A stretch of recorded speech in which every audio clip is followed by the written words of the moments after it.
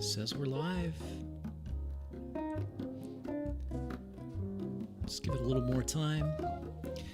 How have you all been doing? Do we have anybody here joining us? Me shouting into the void. It's going to be some shouting, I'm sure. Going to be some. We'll see how it goes. We are live, absolutely. Good to see you, Bacon. Buddy Bacon is here. Fantastic. All right. Kingmaker, look at this. Rob McKenna, thank you for joining us.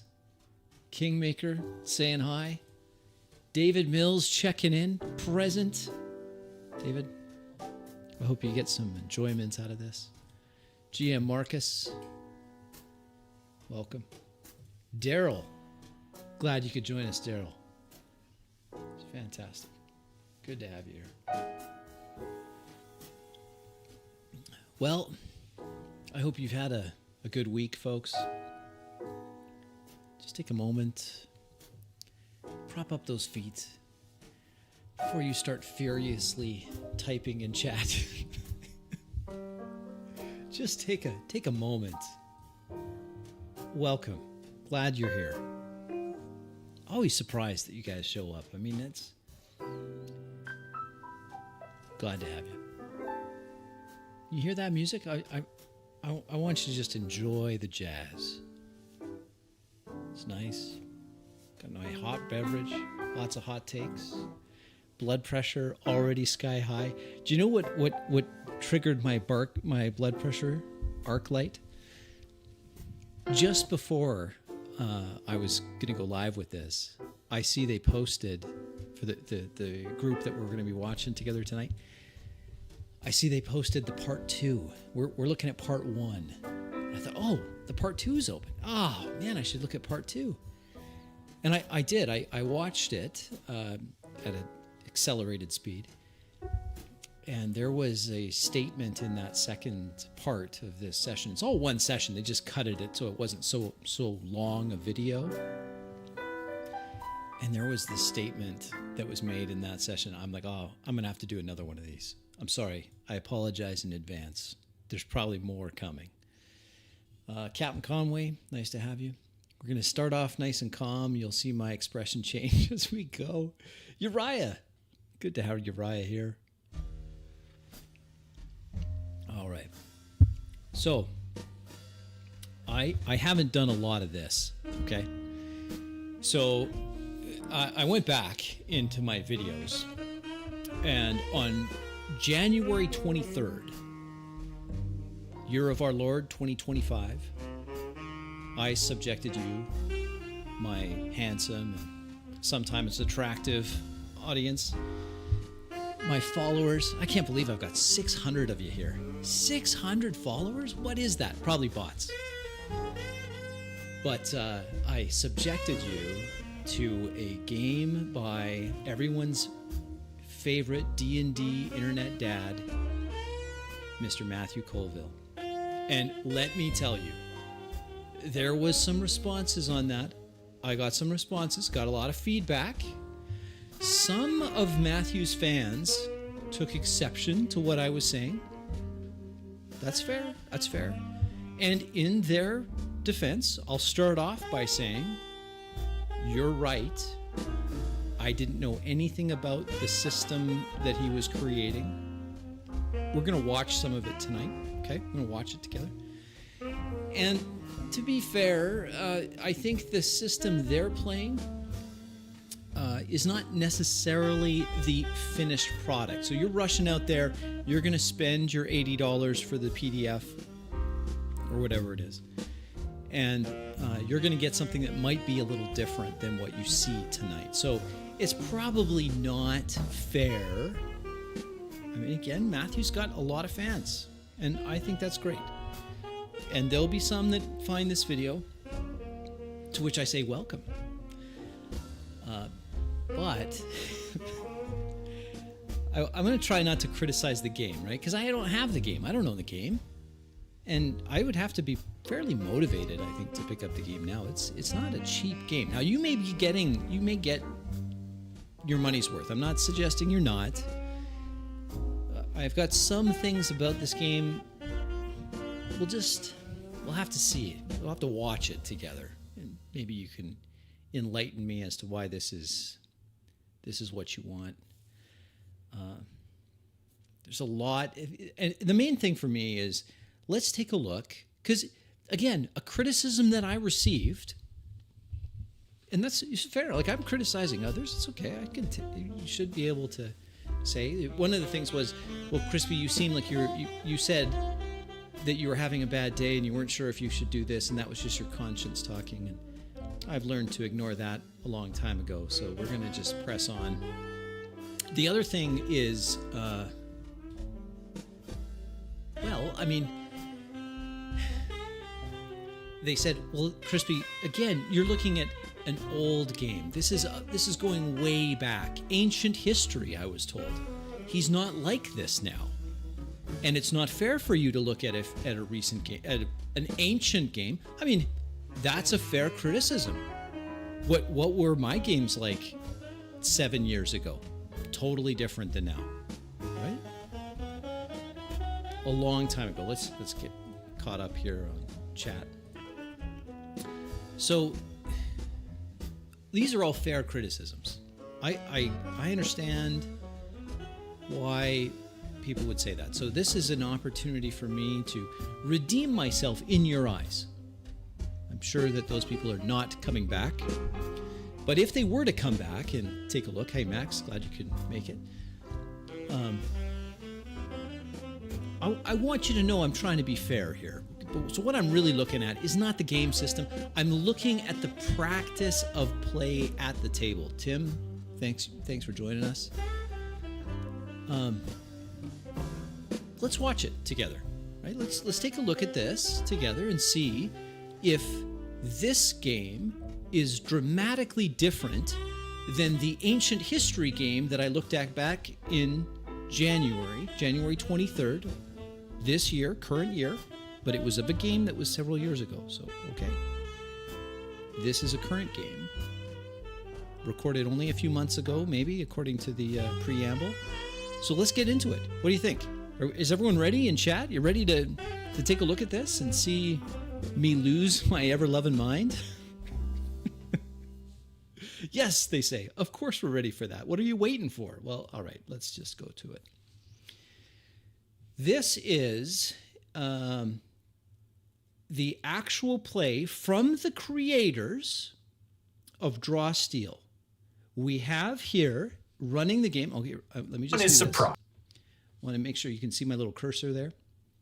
This is Mr. James Introcaso, and he is the lead designer, if I got this right, lead designer of Draw Steel, the MCDM product that you're all excited for.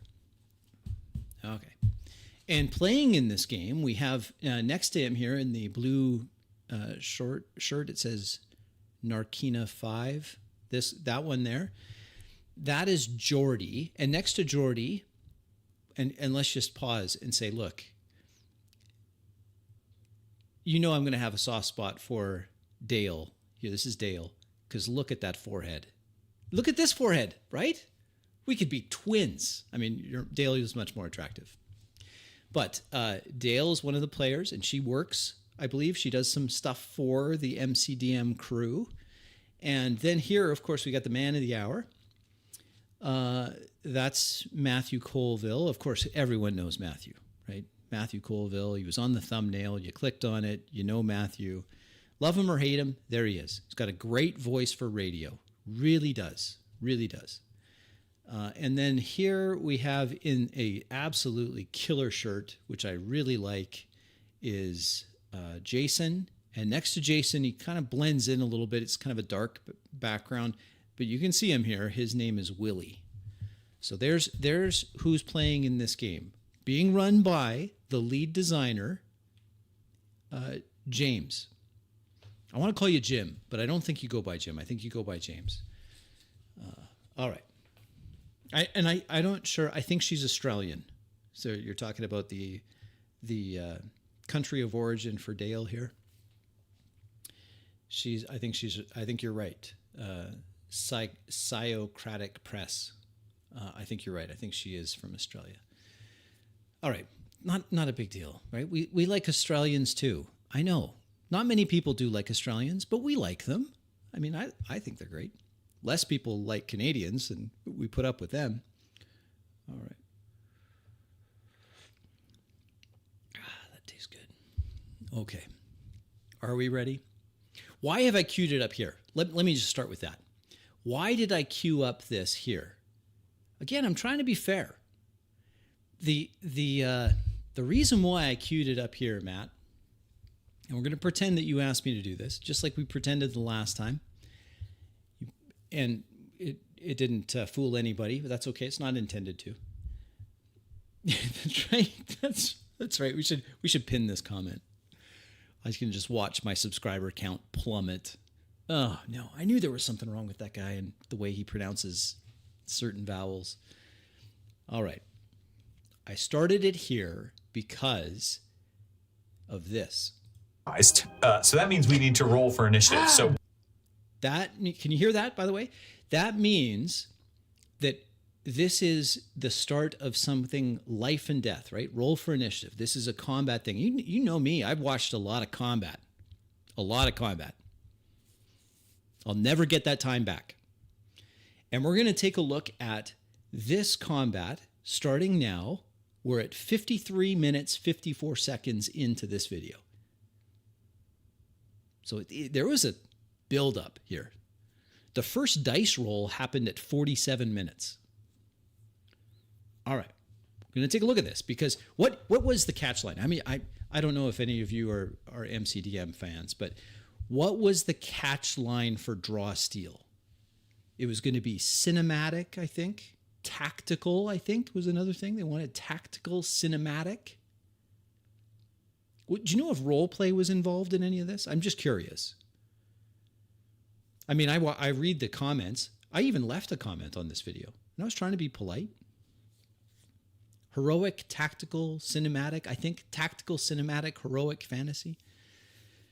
Yeah, I think those are great. I mean, I like cinematic. Tactical, I'm not sure what you mean, but let's take it as kind of war game elements. Fantasy, love fantasy, but we just are rolling initiative. So let's see what happens here. We're going to take a look at some turns. One of you is going to roll a 10-sided die. Oh, traditionally. Yeah. Traditionally, it's the tactician. Okay. The tactician doesn't get any bonus to this. Otherwise, we get the bonus of being mad at him if he fails. You want a 6 or higher to win. Well, that's a 3. Okay. You're a bad tactician. One thing you're going to notice here, Matt, is that as we watch this together, you talk on everyone's turn.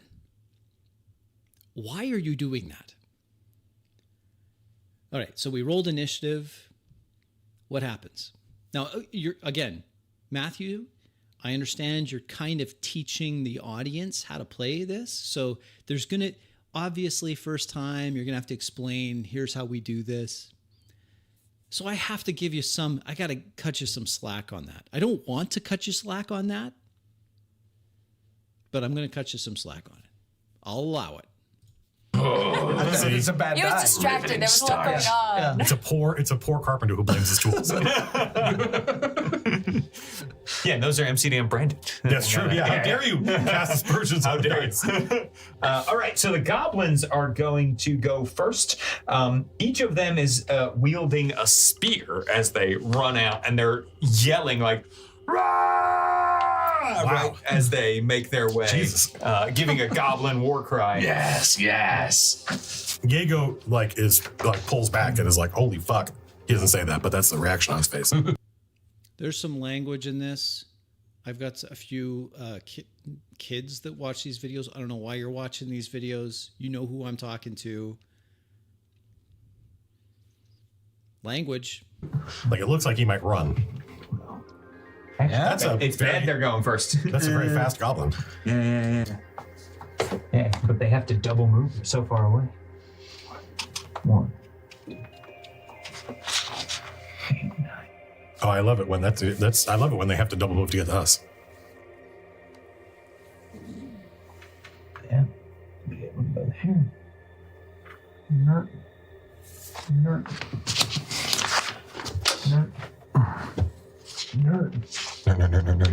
And so that is, well, actually, you know what I should do?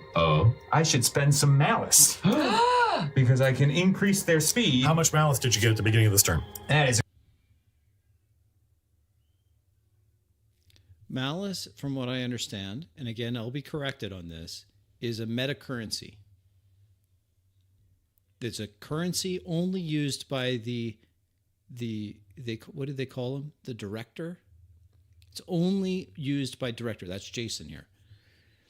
And then everyone else has their own meta currency. I don't understand why all these new games. I played Daggerheart. Don't come at me. I played Daggerheart. Okay, I understand meta. I'm a dirty Savage Worlds fan.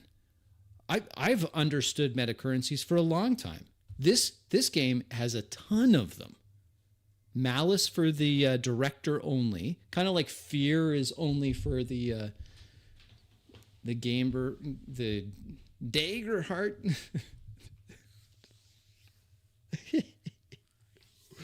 All right, they're going to explain how Malice works. It's a great question. So I get 1 plus the number of victories you have, currently 0, plus the number of players. Yeah, easy D6 has karma, and I'm not against it. I'm not against the meta currencies on the surface. It's just that, like, if there's so much of it, it becomes a lot of. The reason why I like karma and easy D6 is that it's, as far as meta currencies go, it can happen all in the background. What we're going to find here is that these meta currencies can't happen in the background. They cannot. It's impossible. Matt himself will explain to you why it can't happen in the background. We'll get So 6. So do you want to describe to the people watching for the first time what malice is? Yes. So everybody here has a heroic resource that they generate.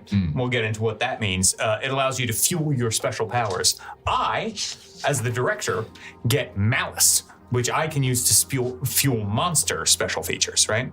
And that allows me to also, it means that, like, it prevents a dragon from using a breath weapon all the time, but it also means that as the forces dwindle, right, I can spend more malice on each individual monster, meaning that the threat level is maintained somewhat throughout the battle, right? So, like, oh, there's only 1 goblin left. Well, guess what? This goblin has 20 malice now that he can use to lay people low with, which also means that I am going to use my malice right now to have my goblins enter goblin mode, which gives them a +2 bonus to speed. It means I can move them all another 4 squares. Shut up. Yeah. Wait, is there only 6 goblins? Right now. Is this the best you can do, man? How are we going to level up today if there's only 6 goblins? Why are we slowing this down more than it already is slow, Matt? Charge. Wow, that's pretty well done, James. You managed to get those goblins in a melee with us in 1 round. Well, some of them. Well, the rest are close enough to throw their spears. What do the Aaliyah tokens designate?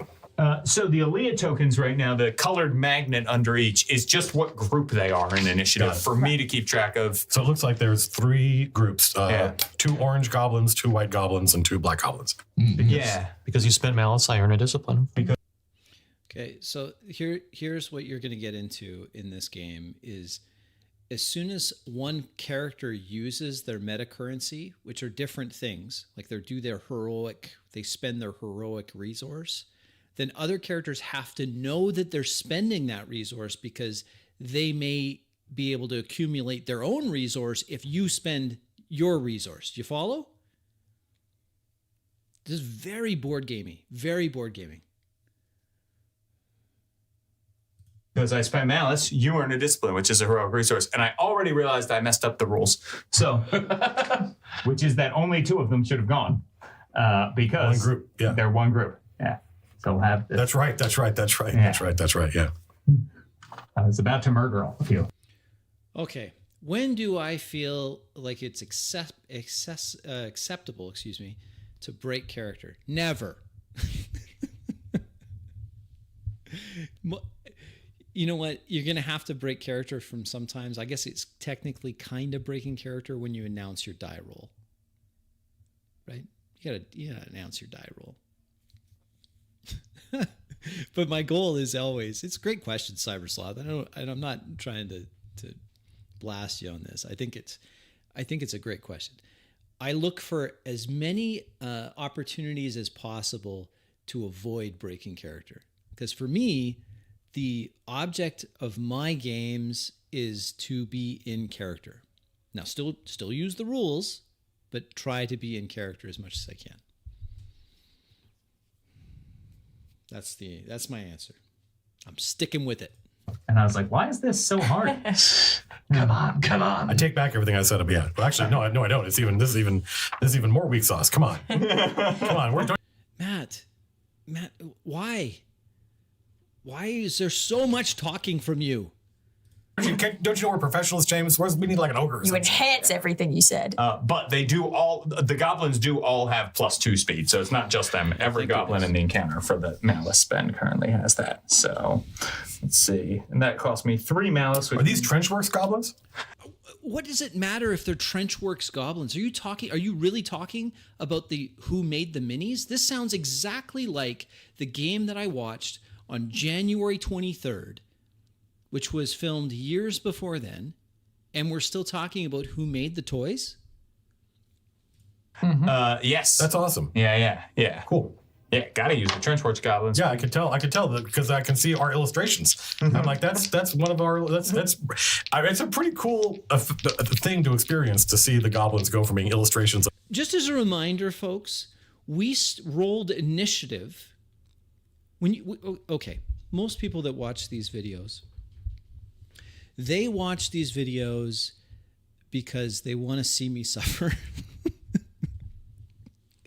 No, in all seriousness, you're watching this to say, well, is there a better way? And I don't have all the answers. I'm not claiming to have all the answers. I'm just shining a light on the practice. If in your game you say roll initiative, what do you expect to happen in the next 10 minutes?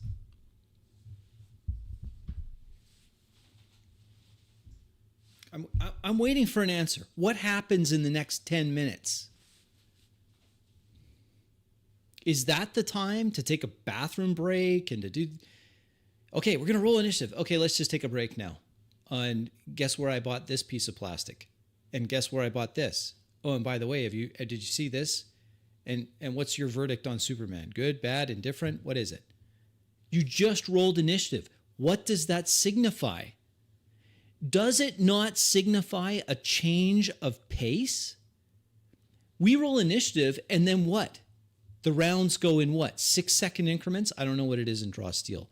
I can't think that it's slower in terms of the actual fictional game world clock than when you were just role-playing to get here.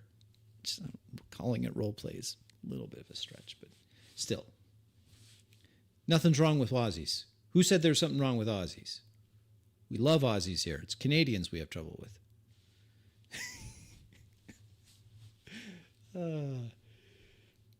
Anyway, we roll initiative. I expect threat of physical injury and death within seconds. If I don't get it, I have to wonder, why did we roll initiative again? In a book to now there's now they're minis. Yeah, it's awesome. I am going to use bury the point. So Dale, is that you on the end there? Yeah.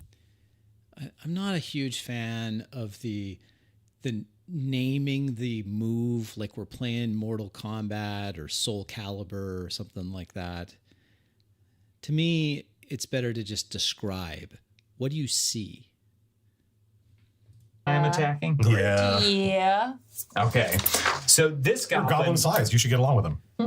charges you with a spear and shoves the spear into you and breaks off the point of the Yikes. spear. Okay. Now let's see how well they do that.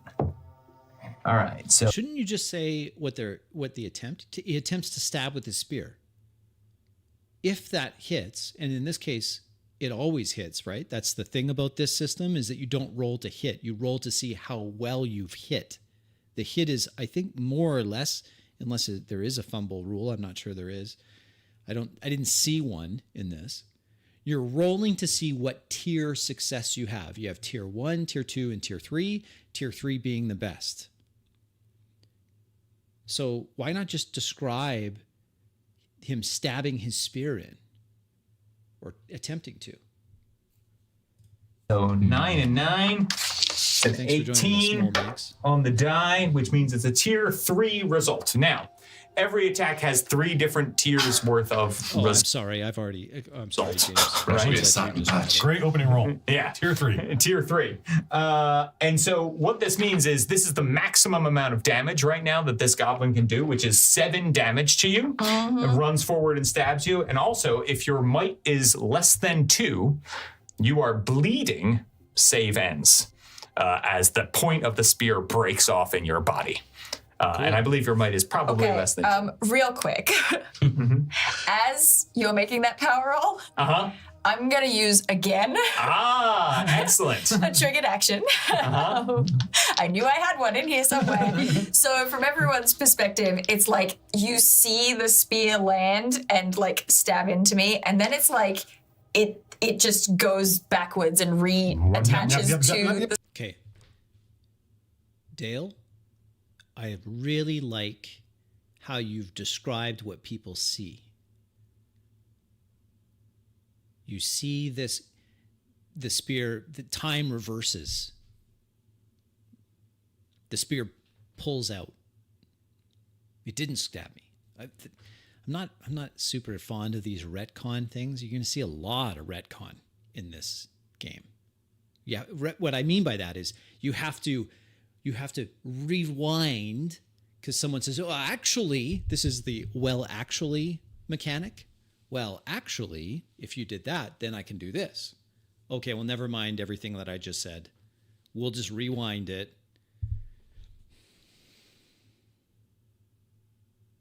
I'm not a big fan of this, but I do like how Dale is saying, this is what you see. That's good. Good on you.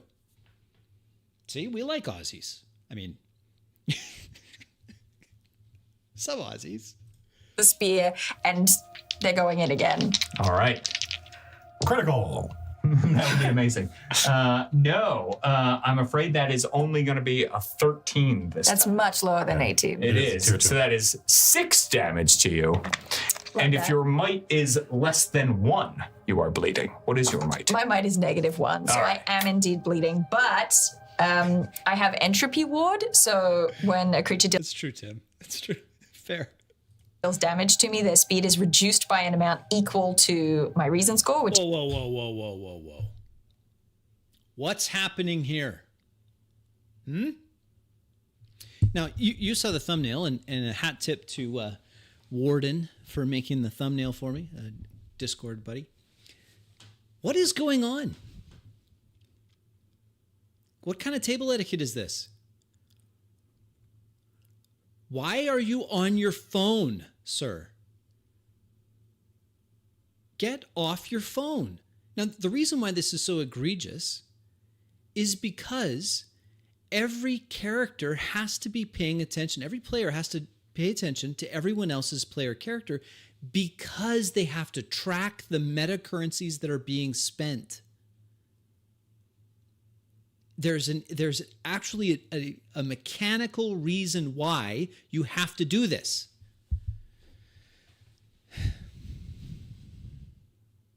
is 2, Oh, okay, great. and they can't use triggered actions until the end of my next turn. All of that until the end of my next turn. Good to know.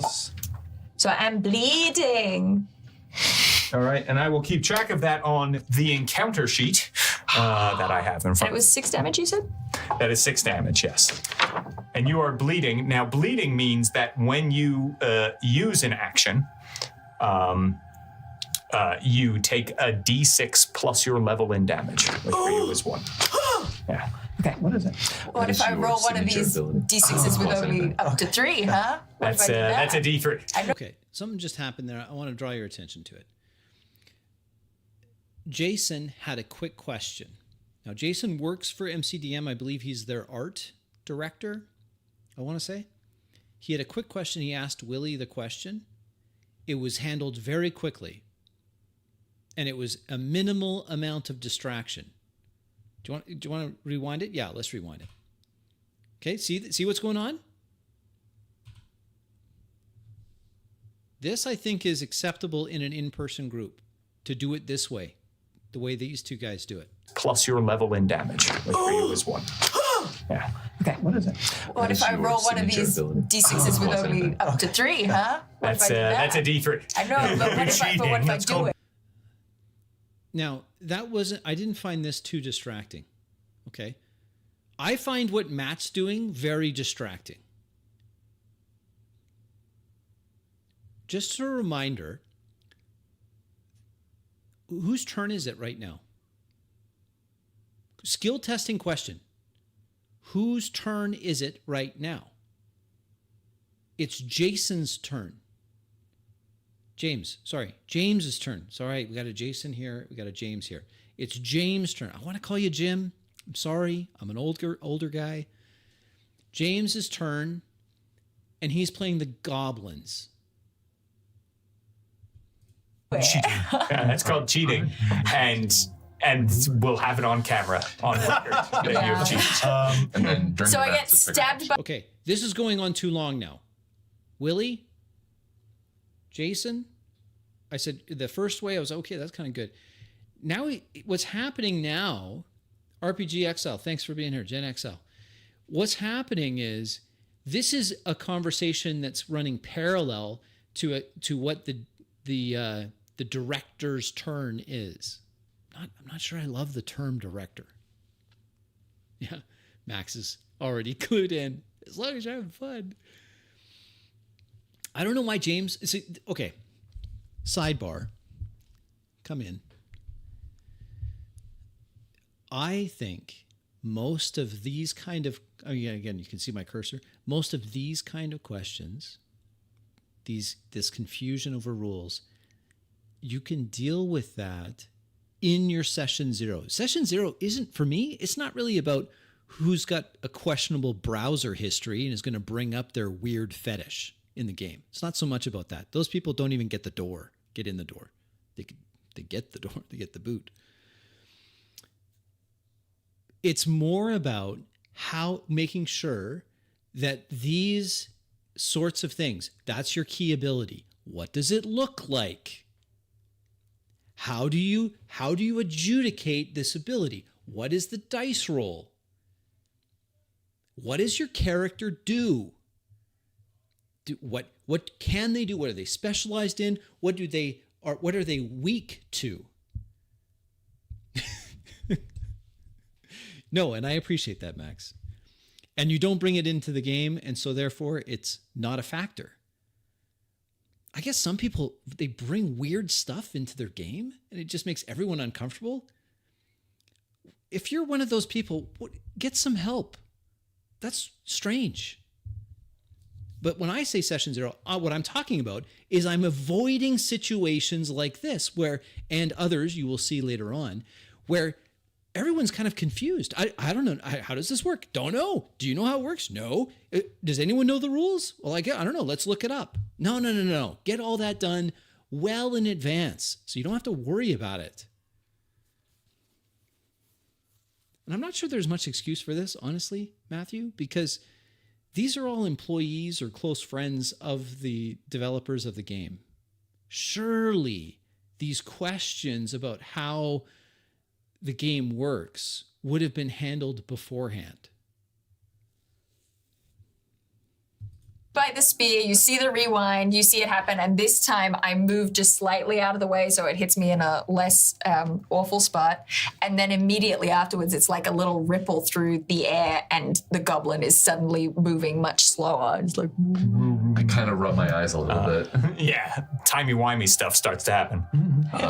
The other goblin is going to run up and hurl a spear at you with your forearms, and whew, for 1 damage. It is a ranged free strike that he is making. I'll take 1 damage. Yeah. You got 4 arms. You can't like go grab the spear doing something cool. I could, but I don't want to. He did. He did. That's what that 1 damage is. I could have done while you're watching. Yeah, that 1 damage is you grabbing it and yeah. Okay, folks, there's just no need for this level of table talk and cross talk and everyone talking at once. half it and it's still 1, right? Yes, unfortunately. No, be 0. Okay. 0. You round down. I have better things to save that trigger. Yeah, fair enough. Yeah, good point. Yeah, good point. That is the end of my first turn. Now, any of you can go because none of you have gone. You get to decide the order in which you go. Okay, interesting. So the players, in this case 5 of them, get to decide who goes first. Let's watch and see how they decide this. This round, and then next round you can pick a new order. Right, we have little coins that show I haven't gone yet blue. I have gone red, and probably a good idea for everybody at the table to be able to see it. All right, question from Bill Tweed. Do you, or Will, I don't know, would you go William? You can let me know in the chat. Question was, do you agree to climate, it might be an autocorrect. Initiative roles, stop that. What is this thing doing? Do you agree to initiative roles when it's obvious one side has a clear advantage on the other? Is it time to, yeah, sometimes an initiative role really doesn't make sense because in the way it's been role played up to that point, it's clear someone's acting beforehand. Why do you really need to have an initiative role? So let's just see, okay. Bad guy group 1 has gone. Let's go back to this. Back guy, they've gone. Now the players, all 5 of them, are going to decide who goes first. How do they do that? Is it out of character or in character?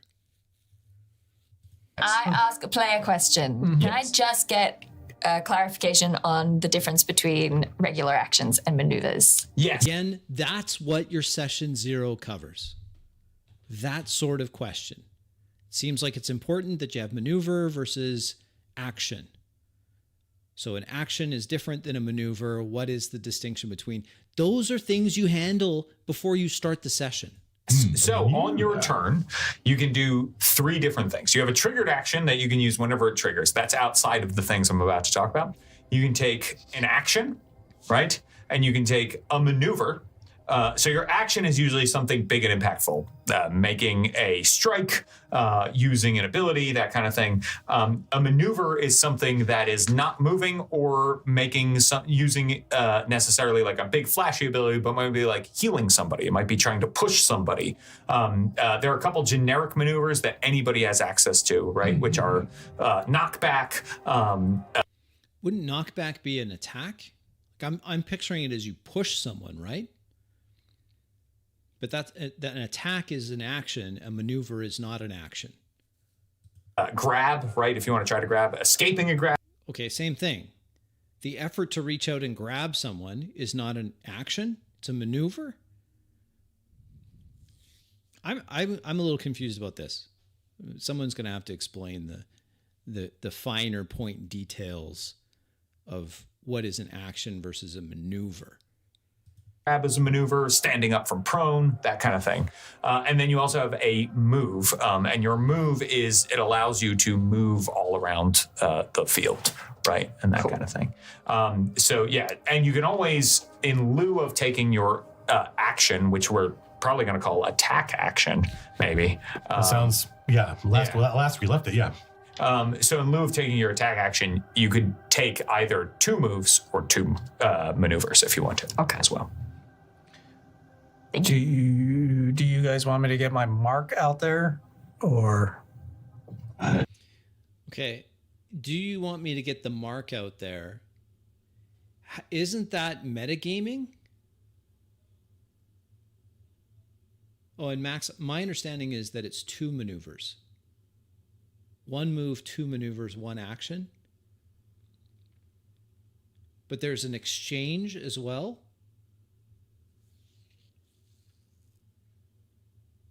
Can't you just tell me what you do? It's so... press all the buttons. Press the buttons.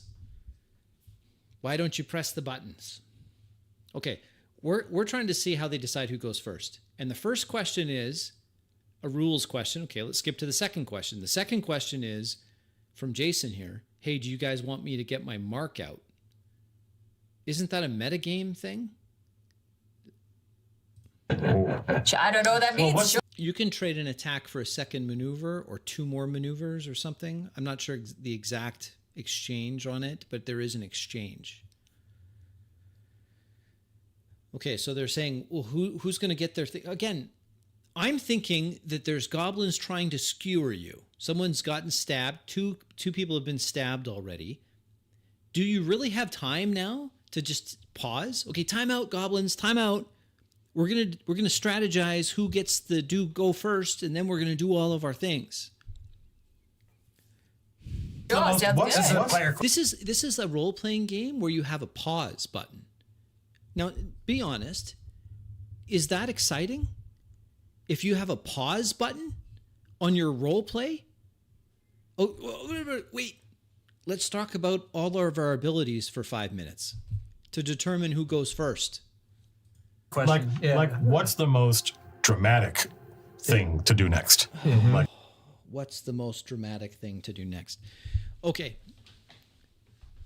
I get some criticism sometimes by those that look at how I try to play these games and say, you're making decisions based on what would be best for the story.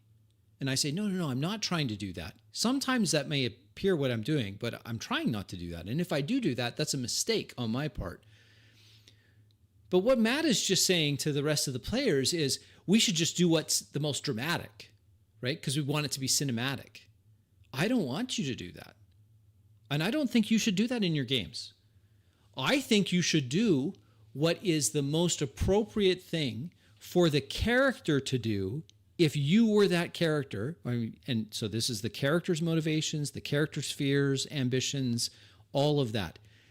Do what your character would do in the moment, not what's best for the story, not what's best for most dramatic. If your character would do something dramatic and it fits with that character and how you've envisioned the character, fine. But asking everyone else to say, hey, what would be the coolest thing here? What would be the cool thing to happen right now? That's not role-playing your character. That's trying to engineer the best story at that moment. And I'm against it. And I thought you guys, Matt, I thought you and your crew didn't like story gaming. I mean, I can understand why people don't like story gaming. I'm not a real fan of story gaming. To me, it just seems like, well, the characters themselves are subordinate. They're just, it's not as important as what we think would be cool for the story. Like if this were a movie, what would be the cool, like the, maybe that's a bad way. Maybe that's a bad metric to judge action. I think it probably behooves me to tell you that as these goblins yell and come forward, you hear clamoring down the stairs. People, there's an attack. As though there are more goblins coming. Like more goblins are making their way up because somebody challenged me and said, "Is this the best you can do?" No. So squishy, probably minions. It's written into the adventure.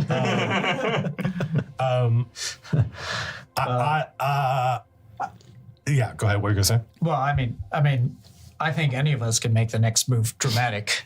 Yeah, fair enough. That's good. That's what you're getting. Yeah, that's 100% true. That's kind of, this game was built that way.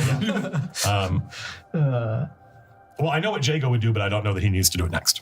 Yeah. But it would be mostly just reacting to, is it Brannigan? Yeah. Well, Rockyu, he's a little upset that his friend just got stabbed by a goblin. So I think he. Yeah. Acquaintance, stalker, more like.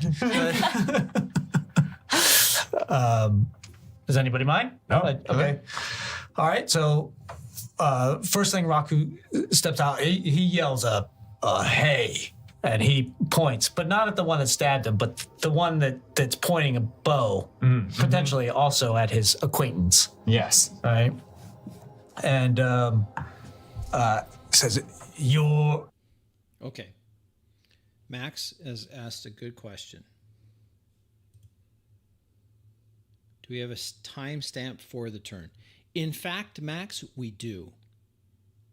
Let me introduce you to the timestamps. I'm going to scroll down. Uh-oh. Who's this? Can you see? What? Who's that? Yeah, I left a comment. I wasn't trying to be a hater. Okay. Here. It's small, and I know you can't really see it. But here you can see the timestamps. Can you see those? Yeah, they're small, I admit. We are on 1 hour, 4 minute, 55 seconds. That's his turn. Okay? So we're going to see, we're probably only going to have time to see, I don't know, one turn each. Anyway, that's the timestamps. So we're at 1 minute 4. Well, we're a little past that. So his turn started a little while ago. You'll pay for that, as in what he did. You someone's like, huh? Yeah. Matt, you're not playing the goblins. James is. Stop. Oh. Stop talking. Am I my bro? Thanks, Keep. And he's marked. Okay, nice. Okay, he is marked. That's not an action, right? That's just a. That's my maneuver. Hell yeah. Maneuver. Right? He marks this enemy. Now, remember what I said? Everyone at the table has to know this stuff for their characters. Yeah. Yes. Okay, now, And behind you, Jason, we have status rings that we can put on. So there we go, Jason. We've used blessed to Blessed. indicate. Okay, there's a cut there. They had to get the stuff, get the status rings, put the status ring on the mini. He's blessed Bless your heart. I'm sorry. I already went on my head. I use my maneuver. I can move and then use an action, Yep, right? yep. Yes. Okay. You can spend some of your movement, act, spend the rest. And my speed is 6. All right. So as he does this, as he's walking forward, Rockyu says, "You will pay for this." He steps out, right, raising his complicated-looking crossbow, and he steps out here, actually about there, and he fires quickly at both of them. Okay, so Do you pull like once? And it goes, I fire once at the archer, and then I ratchet this big lever underneath. Oh, Makes a nice. clanking sound, and these scissoring arms kind of move and pull, and the little canister on the bottom turns once, right? And the prong, the bolt flies in between, and then the prong, reloads. Basically, re-pulls the string in a position, and another bolt flies. Yes. I love that Jason has in his head, he has this all worked out how this thing works. I can't wait. I do too, but I don't like that you're interrupting his turn.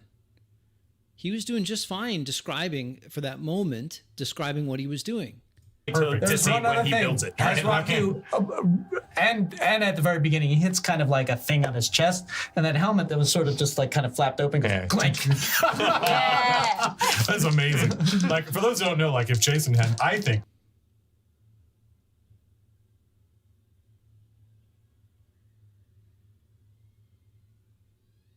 Why, Matt? Why? personally, if Jason hadn't gotten into video games, then he would have been a prop modeler. He would have been, Yeah, that 100% makes would have sense. been a prop modeler. The whole game has to stop so you can tell us that.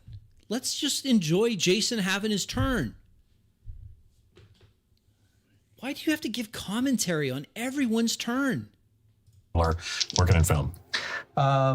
So, question with two shot. Do I roll once? Yeah. Yep. Yeah. Roll once Okay. for both shots. Okay. Hey, you want to roll high?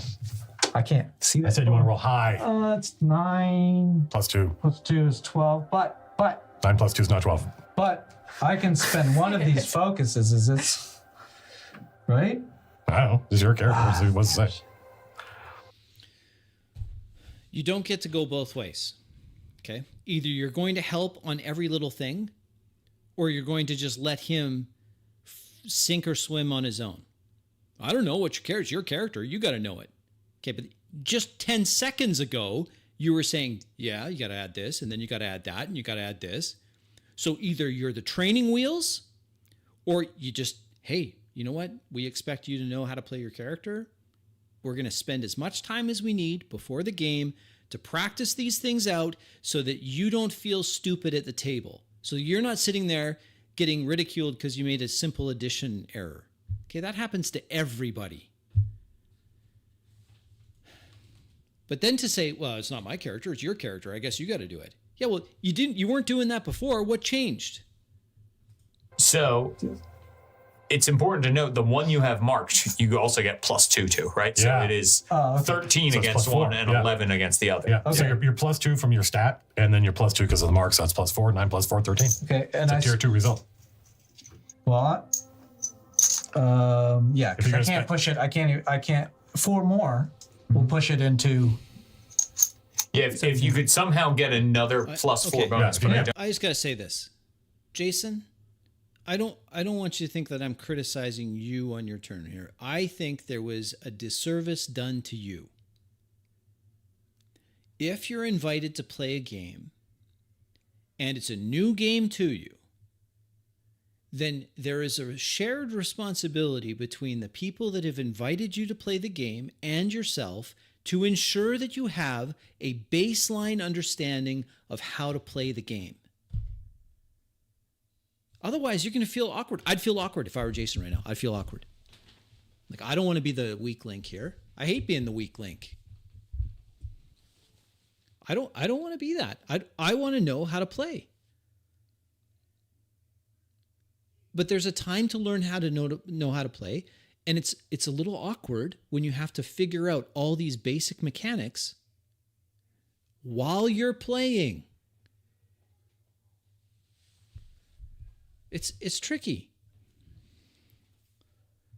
Why didn't you, Jason? Why didn't James and Matthew and Jordy, for that matter, why didn't they sit down with you and say, "Hey, here's how you play. Here's how this works. Here's what you roll. Here's how you interpret the dice roll." Why didn't anyone do that? And if they did do that, Jason, then why didn't you make sure that you understood those basics? Like, that's just basic stuff.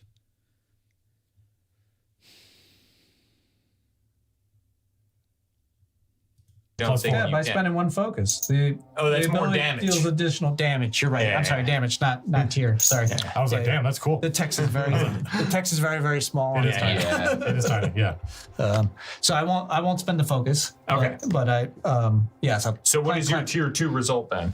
Then it is 6 damage. Nice. And what is your tier 1 result? So it's tier 2 against that guy, but Yeah, tier 1. 4. Okay, cool. And do you have any effect on that? Is that a signature action? Oh, it gets to attack twice? Oh, that's right. Yeah, that was the effect. You got to attack 2 Yep. people. Yep. Cool. Yep. Yeah. And that. It's even slower if Matt, not on his turn, is asking questions of the guy whose turn it is. Well, how does that work again?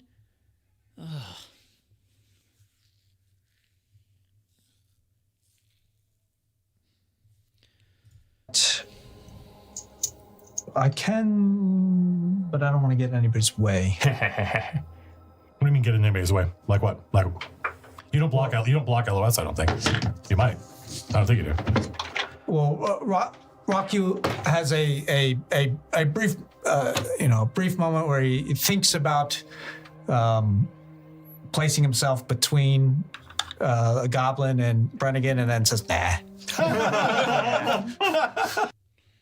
Okay.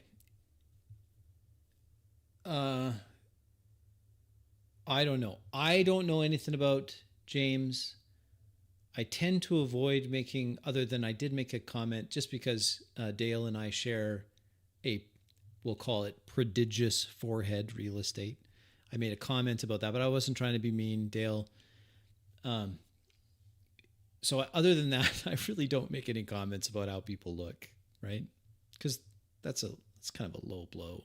Plus, people can make fun of how I look, and why wouldn't you? Oh, you know what? Here's a word you should use for Mark. What? Hunter's Mark. Yeah.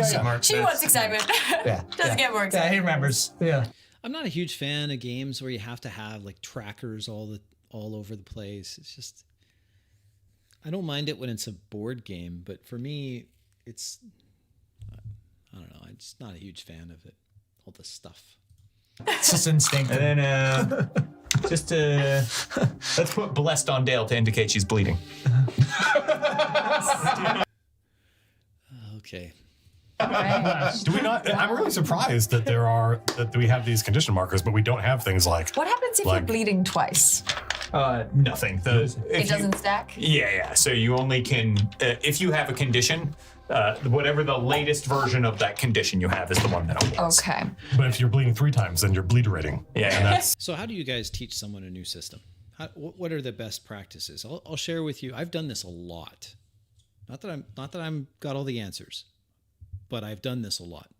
In the last 2 years, if I list out all the game systems that I've played, it's fairly significant. And each time I'm the one teaching the players how to play. Now, some people will say the best way to learn how to play a game is just get in there and start playing. And I can understand why that's the case. I really can. Just get in. Here's all the pieces. You handle it. You can see here's whatever it is. You're teaching someone how to play a board game. There's a skill to teaching someone how to play a board game. However, I think that having a group of 5 people around the table, having to teach all of them complicated and asymmetrical rules because every character has different rules and different things, that's a bit of a challenge. Probably better to just have some one-on-one sessions with each. Okay, here's how this works. Here's how that works. Okay, any questions? Okay, let's go over it again so that you feel confident, and then you can play this character with a greater degree of fidelity and integrity to the character itself, the concept you have for this character, because we've taken some time to practice it out.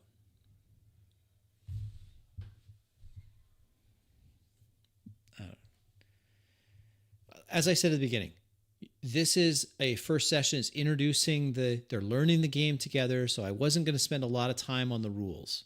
Okay. But there we go. much worse. Yeah. That's true. All right. Cool. My turn. Oh, good. All right. This is a goblin turn starting at 1 hour, 10 minutes, 30 seconds. Good. One of the humans. I think more goblins are going to come at us. Yoink. Here's my prediction. I think Matt's going to talk through most of this. I think that's a Pathfinder goblin. Yeah, they're Little mixed football in head- with some little MCDM football head goblins. yeah. There we go. Who cares? Who cares? What kind of mini is this? Oh, where did you get that? Who cares? All right. That's a brute goblin. Is that a brute goblin, or is that just a goblin? That's just a goblin. Okay. So yeah, these are all These are all going to be minions. regular flavor goblin right now. All right. Okay, Matt, these are all going to be minions, is what you just said. In your second part to this video that was posted today, just a few minutes before I went live, you said that you haven't been metagaming in this game at all. Could you kindly explain to me how it is that you're not metagaming when you make announcements like that? Oh, guys, don't worry. These are all minions. Oh, I'm looking at these guys. Oh, they're minions. They're not underbosses. How does your guy know that? He's way at the back. He hasn't engaged in anything. How do you know? How do you know? Is that not metagaming? That's you using your knowledge as a player, not the character's knowledge. Therefore, metagaming. And yet you said in this video that I just watched that, hey, we haven't even been metagaming. What do you define metagaming as then?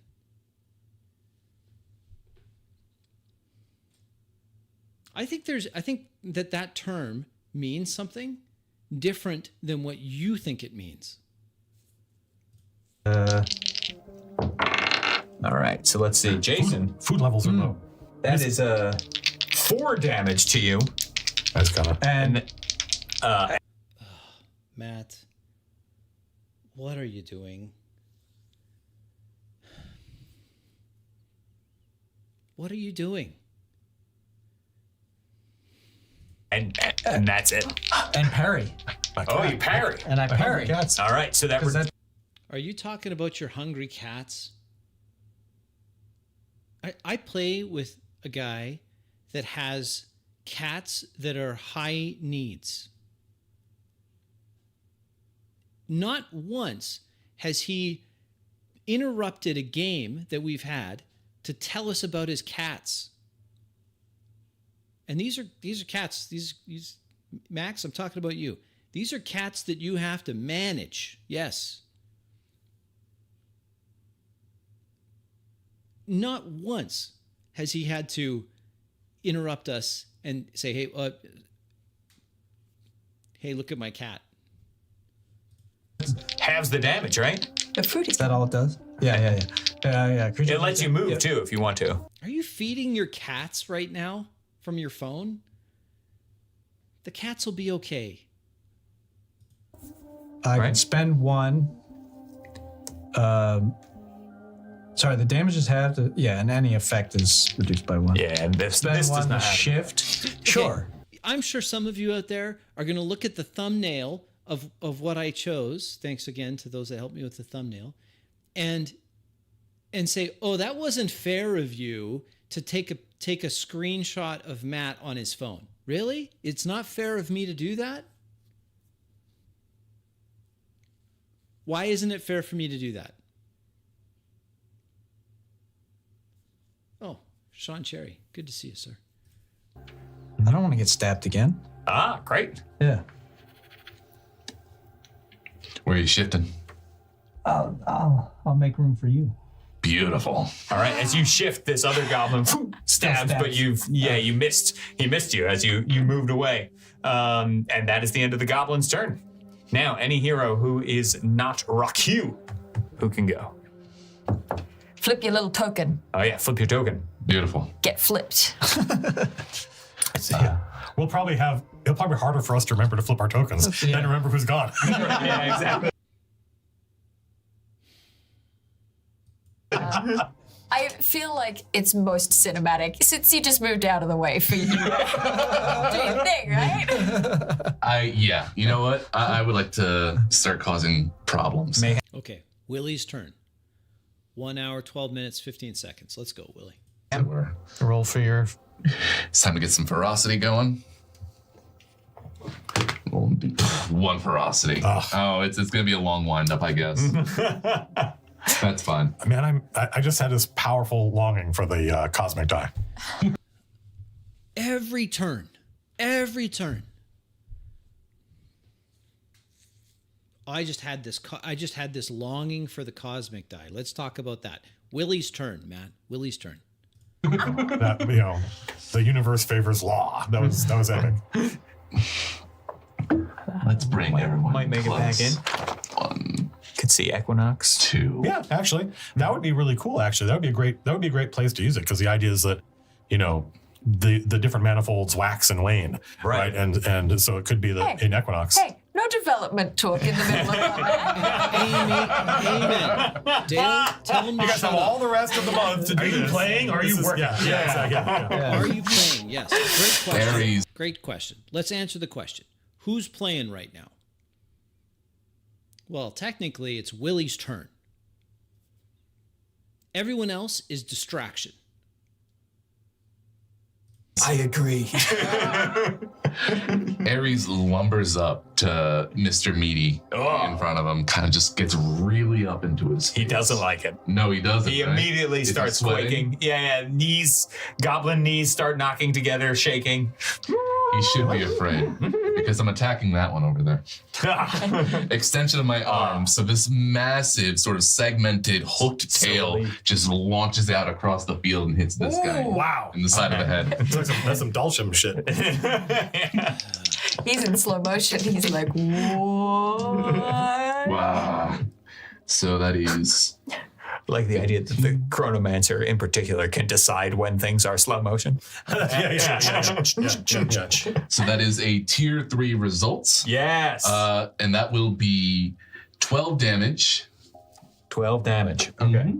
and a vertical pull 3. So that is going to kill that goblin. Okay. However, you can still pull a goblin corpse, as we all know. Thanks to Nick.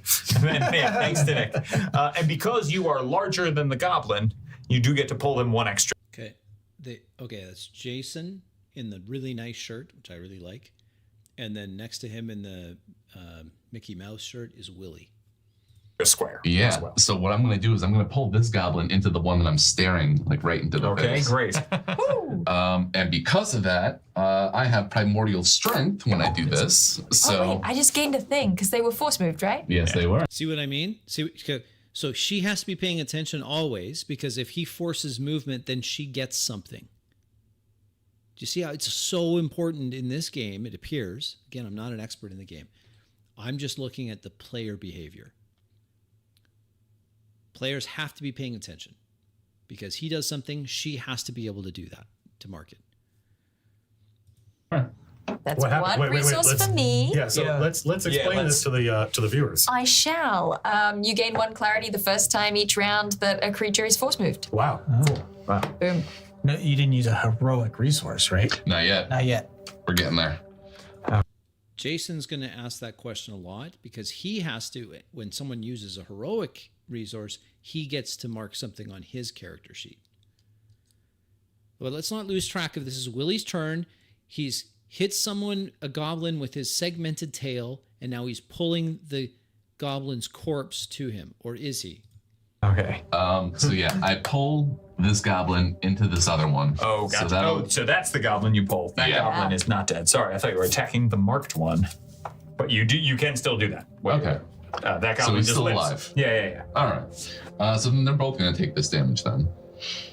Whenever you push another creature into... Oh, wait, no, it's never mind. That's objects Oh, only. I'm sorry. That goblin is dead. Okay, That- it is... Okay. This kind of mistakes happen, James. Don't feel too bad about it. I make mistakes. I made a doozy of a mistake in my game on Tuesday. Just awful. I felt terrible about it. Players rightfully were upset. It's terrible. Anyway, you make mistakes. I would suggest to you, James, whatever you said, you just go with it. Just go with it. You said he's dead. All right, he's dead. Don't go. No, he's alive. Oh no, now he's dead. Just go with what you said. Just go with your first answer.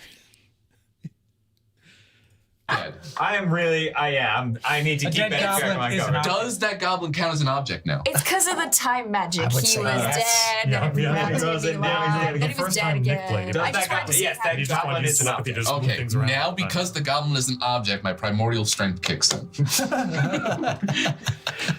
So I mean, it makes sense Game to did we me. make? Honestly, James, my perception, and again, I haven't seen the rules. To me, it feels more. Oh, hey, D20 play. Thanks for joining us. You've looked more into this D20 play, this system, draw steel. Excuse me, I almost said Daggerheart. It's not. It's draw steel. It seems to me as a total initiate to this. He had a TPK in his group. Oh, okay, cool.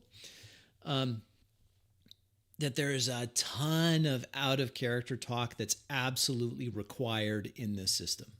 That's what it looks like. Life is an illusion. So not only does Mr. Meaty in front of me take 1 damage from being like hit by the goblin Right. object, as it were, he takes an additional 2 damage. Okay. And this doesn't count as a melee strike on him. So No. Yeah, okay. So it's just an extra 2 damage. Okay. Please hand me the orange goblin that you murdered. Mm-hmm. Thank you very much. Please hand me the orange goblin that you murdered. Is that the end of your turn? Let's see. I think I still have a maneuver too. A maneuver. You do? Mm-hmm. Are you gonna... Don't be so fucking Prussian. Just because I'm feeling mean, I'm gonna use knockback on the little football-headed goblin too. Okay. It's a push 1. All right. Well, you can push him 2. 2 as a result. He's got no stability, which would normally... some creatures have what's called stability, which lets you reduce forced movement when you take it, right? But goblins, your average goblin does not have any stability. And because they are smaller and you are bigger, you get to push them extra. So he gets pushed 2 and that. Yeah, I didn't care for that either. Z, thanks for pointing that out. You made fun of how he pronounced maneuver. Like, why would you do that? Oh, man. That direction, Nice. which allows me to kind of move in between these two. Gotcha. I can. There we go. Okay. Is there do any of you speak a language called sketch? I only know a few words in sketch. Okay. It is SZETC. I have a +2 languages. 2 more Yeah, languages. same. Yeah. Oh, so The But I classic don't speak don't it. choose until you're in This the is middle. goblin Like, language. yeah, it yeah. is I- the Like, language. Oh, are we fighting ogres? I think I I probably speak ogre. Yeah, and that is All right. James is going to say something that's going to make many of you angry. Certainly, it didn't sit well with me. Again, I come back to the proper use of session 0. Session 0 is really so that everyone can get a handle on their characters, including what languages they speak. That sounds important to me. But they're going to say, no, we're going to do that classic thing where you wait to choose your language until you meet something. And then he says something that I was gobsmacked when James said this. Let's listen to what he has to say. we do actually write in the rules that you can, Yeah. if you want to wait to pick your languages. Well, look, it's totally reasonable that anybody here would. Well, maybe not the extraplanar creatures. Yeah. But certainly those of us on the sane side of the table, any of us could speak. Any of us could speak goblin for any reason. There's goblins all over the place. Do you want to take sketch? Yeah, I think Rocky's spent some time dealing with goblins in the past and All right. is familiar enough with the language. You hear these goblins back here as they come out. This one yells to the other, "Kill the devil!" Normally, I think we would be saying. There we go. Now you're in a flanking. Except I cannot be flanked. Because he's got a prehensile tail. That's right. All right. Well, they're still going to try to kill you. All right. So let's see. That is a 13 for 4 damage. 13.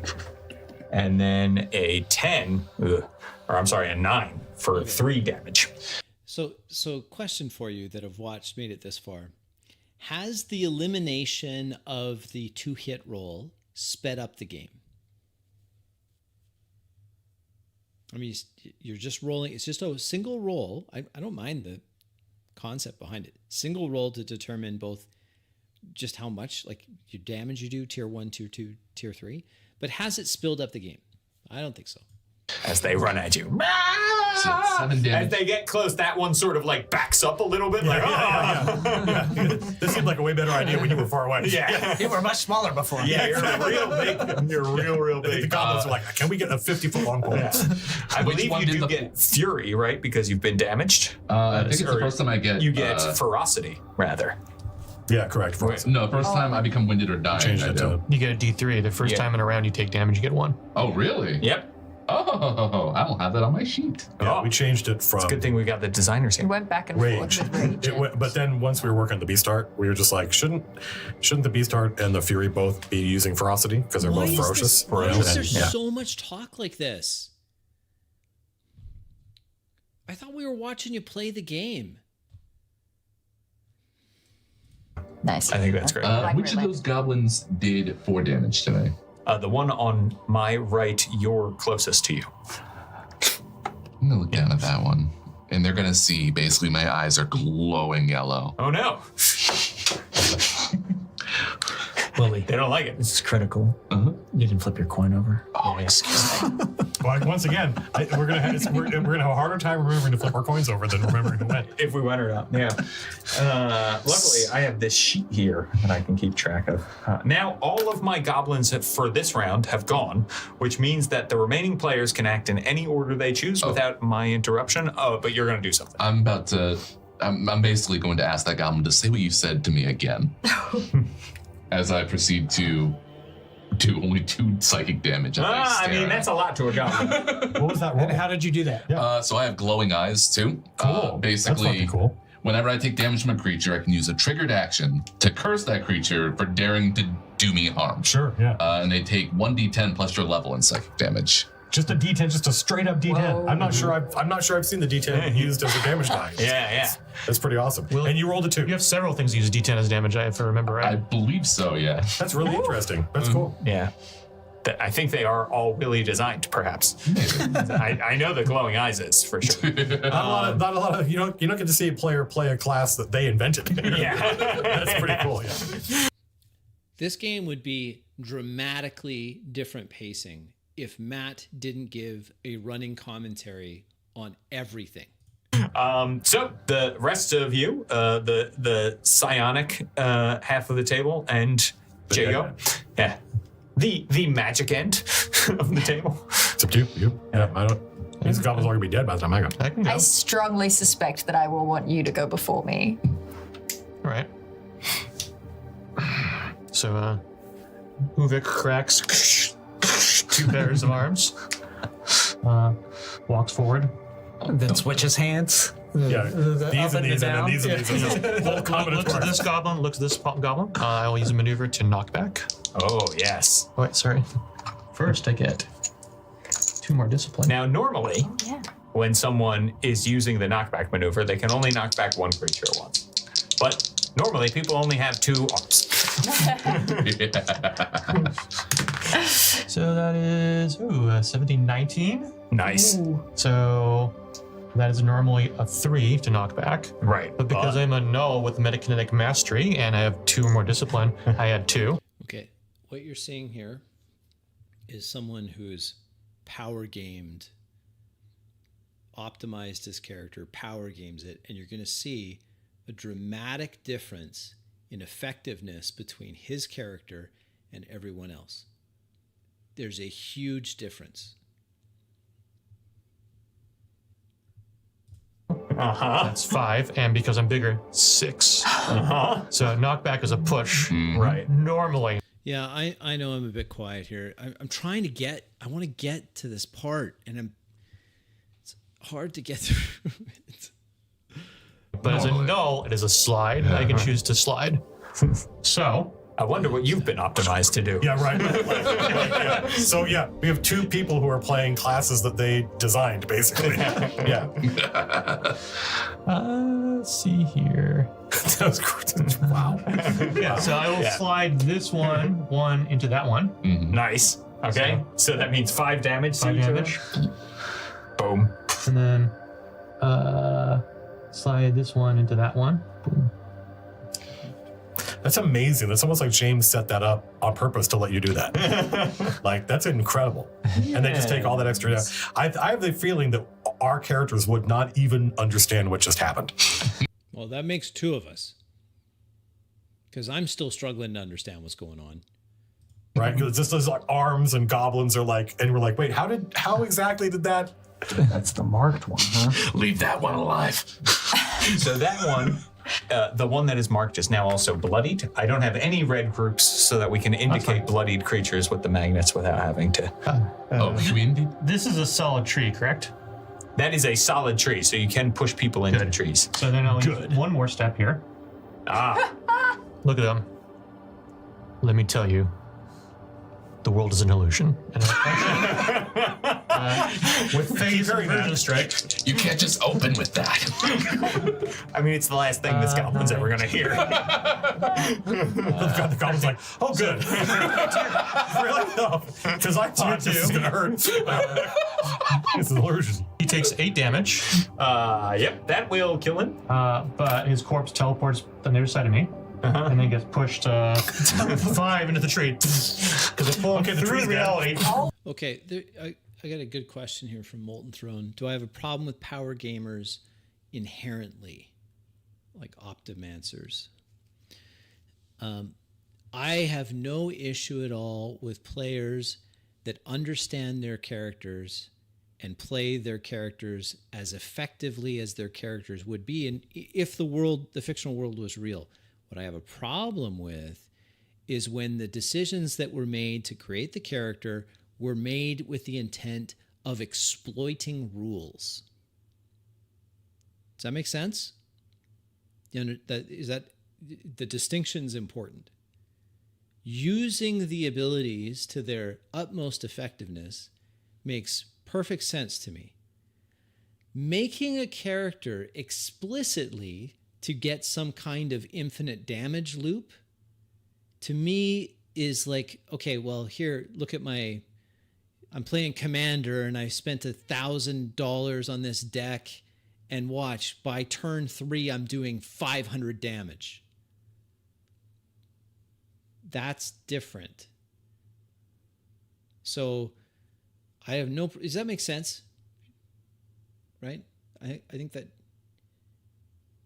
trying to make that clear. So I don't mind that someone understands how the game works and makes a character and then knows how the character would use his abilities. That's fine. It's when all of the decisions were made in character creation to just optimize DPS, right? Or DPR in this case, damage per round. I'm like, well, what are we doing here? Like, what is the goal? My goal is just to have crazy high DPR? Or is it to role play a character that would exist in a world that we're going to pretend is real? That's how I feel about that. It's a great question. I hope that I made my point on that clear. I'm not trying to split hairs. I'm just saying, like, if everything you decide is like, I just want to have more arrows, I want to do as much damage as possible, I'm going to choose all these crazy things. And keep in mind, I played 3.5 many years. Many years. 3.5 and then Pathfinder First Edition. I understand what people do when it comes to builds. I'm anti-builds. Oh, if I pull this feat from this obscure book and I add it to this prestige class and I level dip into this, guess what I can do? I'm used to that. I've seen that. Some of you guys are still doing this. I know you are. You optimancers. Oh my god. So let me ask you a question. Wow. It only takes 3 damage to force move someone through 1 square of wood. Do you want to destroy the tree, essentially? The tree is an illusion. I can barely destroy the tree, so it's just gone? Yeah. That seems dramatic. Okay, so yeah, you pull this goblin who is feeling reality quite hard at the moment, I might add. And then all of a sudden, the tree in front of you, Brannigan, explodes as a goblin corpse comes through it. Could I have that orange dead goblin, please? Sure. There you go. And Jason, Did you pull him through you? Is that what you Through said? myself. Yeah, that's when you said reality is That's so illusion. funny. I think he just said, pull the goblin through me. you get to move your mark if you would like as a free triggered action, so which means Oh, it's free. yeah. So Doesn't you cost anything. Yeah, let's put it on. Not done yet. Oh, let's put it on this one how right are here you in the not middle of done us. yet? You can split your There you movement. go. Can, Yeah. nice. So that was 1, 2, 3 movement. So they can go 4, 5. There you go. I'll give you some flank in there. Okay, great. Beautiful. Now I'm Great. done. Now we've begun the flanking cha-cha line. Wonderful. I love it. Okay. Do you mind if I go? I do not. All right, I'm gonna. He's on his phone again. Why are you on your phone again? I know I'm going to get some hate from Matthew's fans. That's to be expected. But explain to me why that's okay. Why is this okay? Flip my. I love the idea that all the goblins It's not your turn. Not your turn. I'm like a broken record on these things. could be dead by the time Jago goes. It doesn't seem likely. Unless you're way more powerful than you seem. All right. So I just rolled for my clarity, and I only got 1 clarity. And I'm gonna use flashback, which costs 5. But the cool thing about being yes. is that I can go into debt. Right, clarity debt. And I'm going to basically just, when you're like, hey, reality's an illusion, I'm like, yeah. And it's like, rewind, go again, do it again, hit him again. And you get to immediately use an ability that you've used this round without spending any heroic resources. But you spend heroic And- resources. Yeah, I spend my heroic resources. And now I'm in debt and I take damage. That's what you. Oh, that's right. Because you're.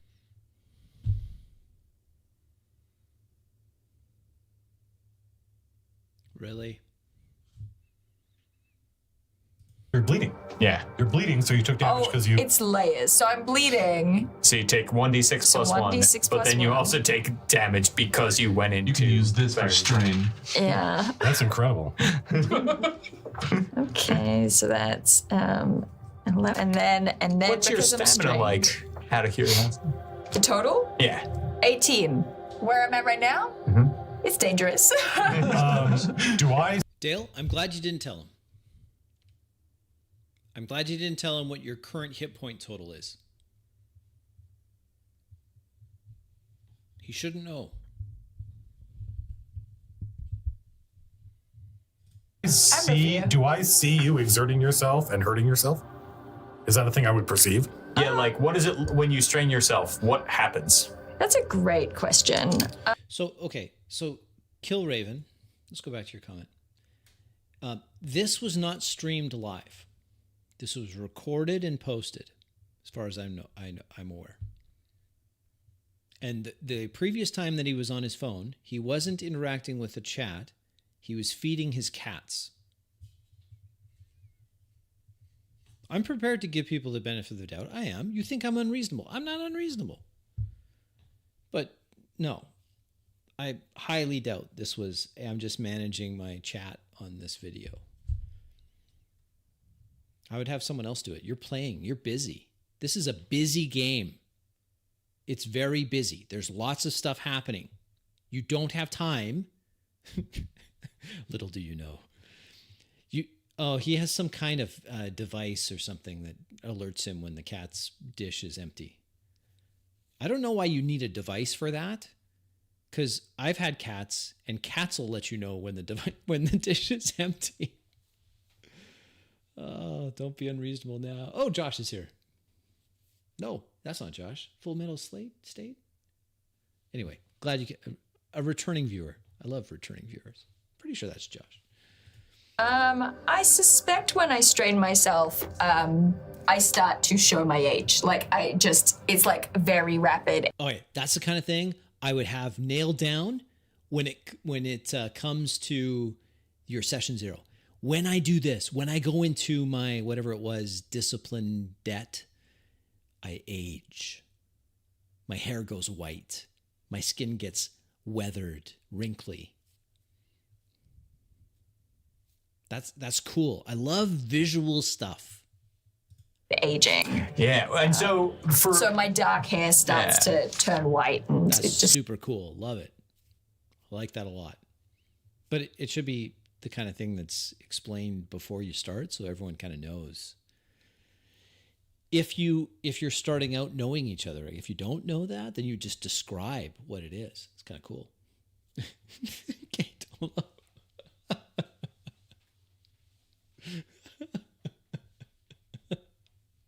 I have a very small but noticeable amount of incontinence when I strain my...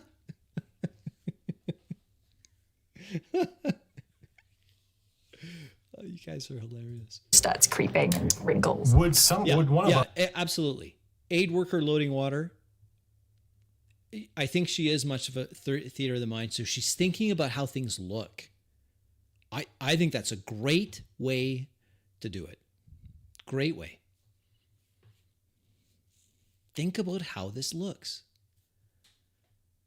I encourage that. Us perceive. Okay, go ahead. Sorry.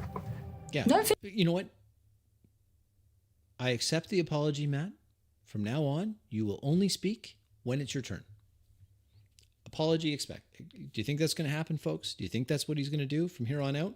Finish the question. I don't know. I couldn't figure out how to make the word. Yeah, you don't have to do the whole thing every time. And you don't have to do lengthy descriptions. You could just say, my hair goes white. A white strand appears. Work. I also think slowed. There's one thing that I don't know that the audience at home necessarily knows, which is you're talking about revealing your age. I sure am. So most polders live about a normal human amount. What would you say you like, okay, your hair starts to turn white. Is this like... Yes, I am, Captain. And even worse, I'm unrepentant about it. old lady polder, or is it you're like you're old This lady is- polder? Yeah, yeah. It's like a little.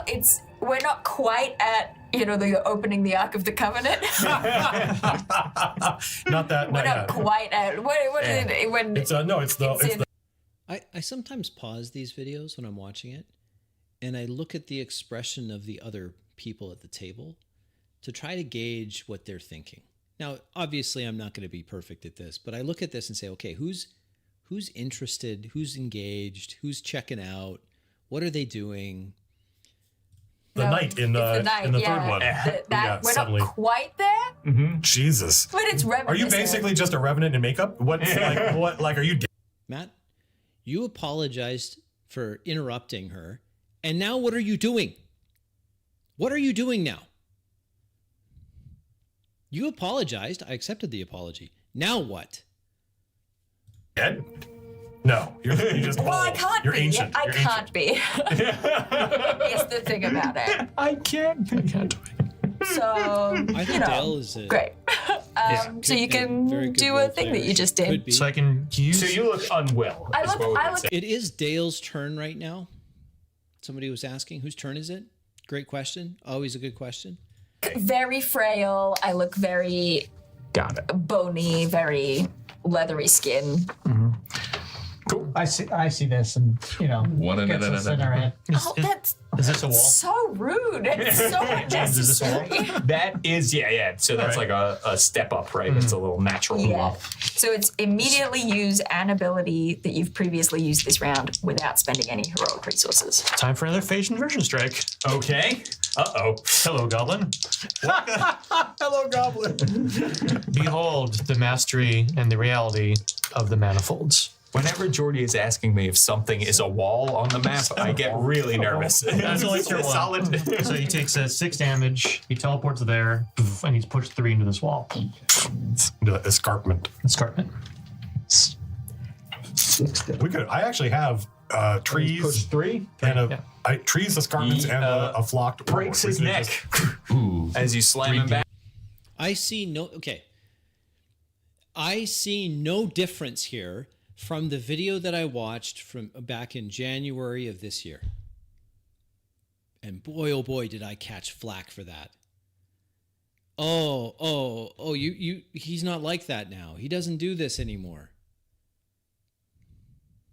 He has talked through everyone's turn, including the director. And Oh, that is the end of this goblin. Thank you. There he goes. Anything else you want to do? that's a really good question. That's a really good question. It's not that great of a question. It's not overstated here. You're Dale, you're responsible for your turn, right? You should not be expecting James to, okay, anything else you're going to do? I don't like that. If you didn't move, you didn't move. Next. Because I suppose I haven't used a maneuver, so maybe I'll catch my breath. So And here we go. In games like this, where action economy is such an important element of the game, you will rarely have situations where, even though if the role play, and she's going to do something that I think would be fine, it's not that her turn is bad. My point is this: in games where there's such an emphasis on the action economy, you will rarely see players role play not doing every action that is available to them on their a la carte action menu list. Because this is about having optimal turns, not about role play. No. What do you mean role play? It's optimal turns. Use that action economy effectively. Oh, yes, that's a good thing to note is that as a maneuver, you can catch breath, which is you spend one of your recoveries and you regain stamina equal to your recovery value. Okay, cool. And if you... Again, they're teaching the game, so you got to expect some of this. I said that we were going to give them a pass. My point is this: is like, it's really important that you make every maneuver on your turn. I can't think of a maneuver. Oh no. Every turn I have to have a maneuver. If you would like, then you can also make a save when you are ready to end your turn against bleeding. Yes, please. Thank you so much. So, very quickly, I sort of, just against what is left of the stump of this tree, I'm like, and my hair starts to grow back its color, and I See, I like that visual. I really like that visual. She's decided, like, when I take damage this way, I start to age rapidly. When I catch my breath, I start to look youthful again, vibrant. Because you can quickly describe that. I lean up against the tree, my hair starts getting its dark black or brown color again. start to get a little bit, as I'd taken that breath, just get a little bit more revitalized again. And what do I roll for a save? So you roll a 10-sided die, right? And you're looking for 6 or higher, you will save. Okay. That's a 3. All right, still bleeding. Still bleeding. So it's me. Yep. Yep. How much All right. damage I have you get taken? 2 wrath. I took a bunch, but then I recovered a bunch. And I will. So yeah, Diego suddenly is seeing his friends in danger, or these weirdos, these friendly weirdos, is overcome with a sense of like urgency and a need to act. And I'll move 6 forward.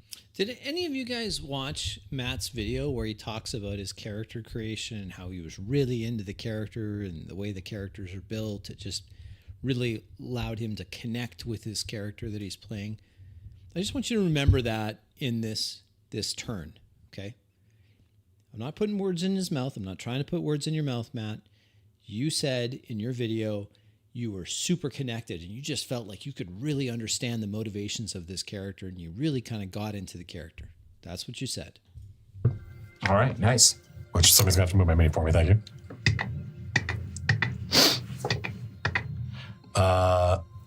And I will judge the goblin who is marked. Nice. So he's marked and judged. Marked and judged. And he takes 4 damage.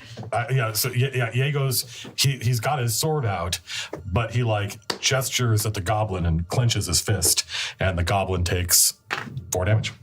Nice. Yeah, Z, good catch on there. She's not telling anyone else her hit points. Because how would they know that? Okay. I assume that doesn't kill him. These are just minions, so one never knows. Marked and judged. That's the blue one? It does not kill him. Okay. What if I spend a focus to do 4 more damage?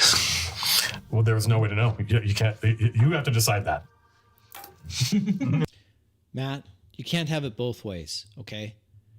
Either you have to make decisions just based on what you can see, or we're going to come back to this. 1 hour, 31 minutes, 29 seconds. We're going to come back to this. Matt's saying, well, you can't tell. You have no way of knowing.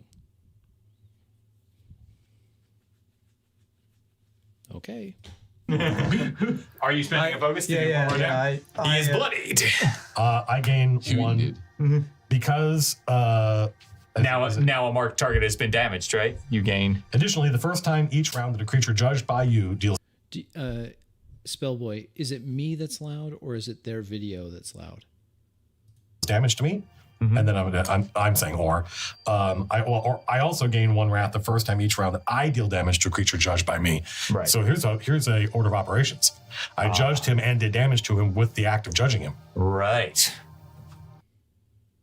I'm going to turn their video down a bit. Ooh. I would say this is your. I mean, maybe we should have this should be spelled out, but for the purpose of the table, I would say it's up to you. Yeah. Well, we should spell it out in the rules. Let me confer with.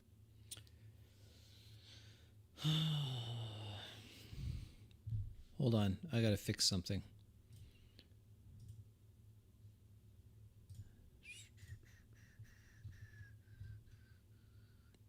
What the heck? That's way too quiet for me. All right. That should be better. Okay. All right. I just got to remember not to yell. Okay. All right. I got to come back to this because it's really important, I think. Matt has said that he's really connected to this character. His character has this ability. It's called Judge. Then they have this thing where I judge someone and they take damage. But now if they do anything, now that I've judged them, that I don't like, they take more damage. And he had an order of operations question. This seems all like really important to know before you play the character, but okay, let's keep going. With the designer of the sensor. Jordy, what did you intend? That seems kind of cheese. Yeah, it seems to kind me, of cheese to be it able would to be that like yeah.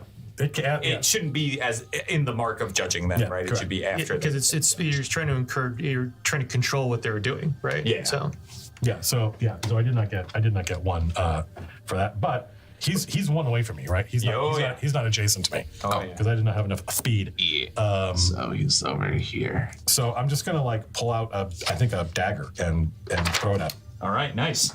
And so that is going to be a ranged free strike. Range free strike.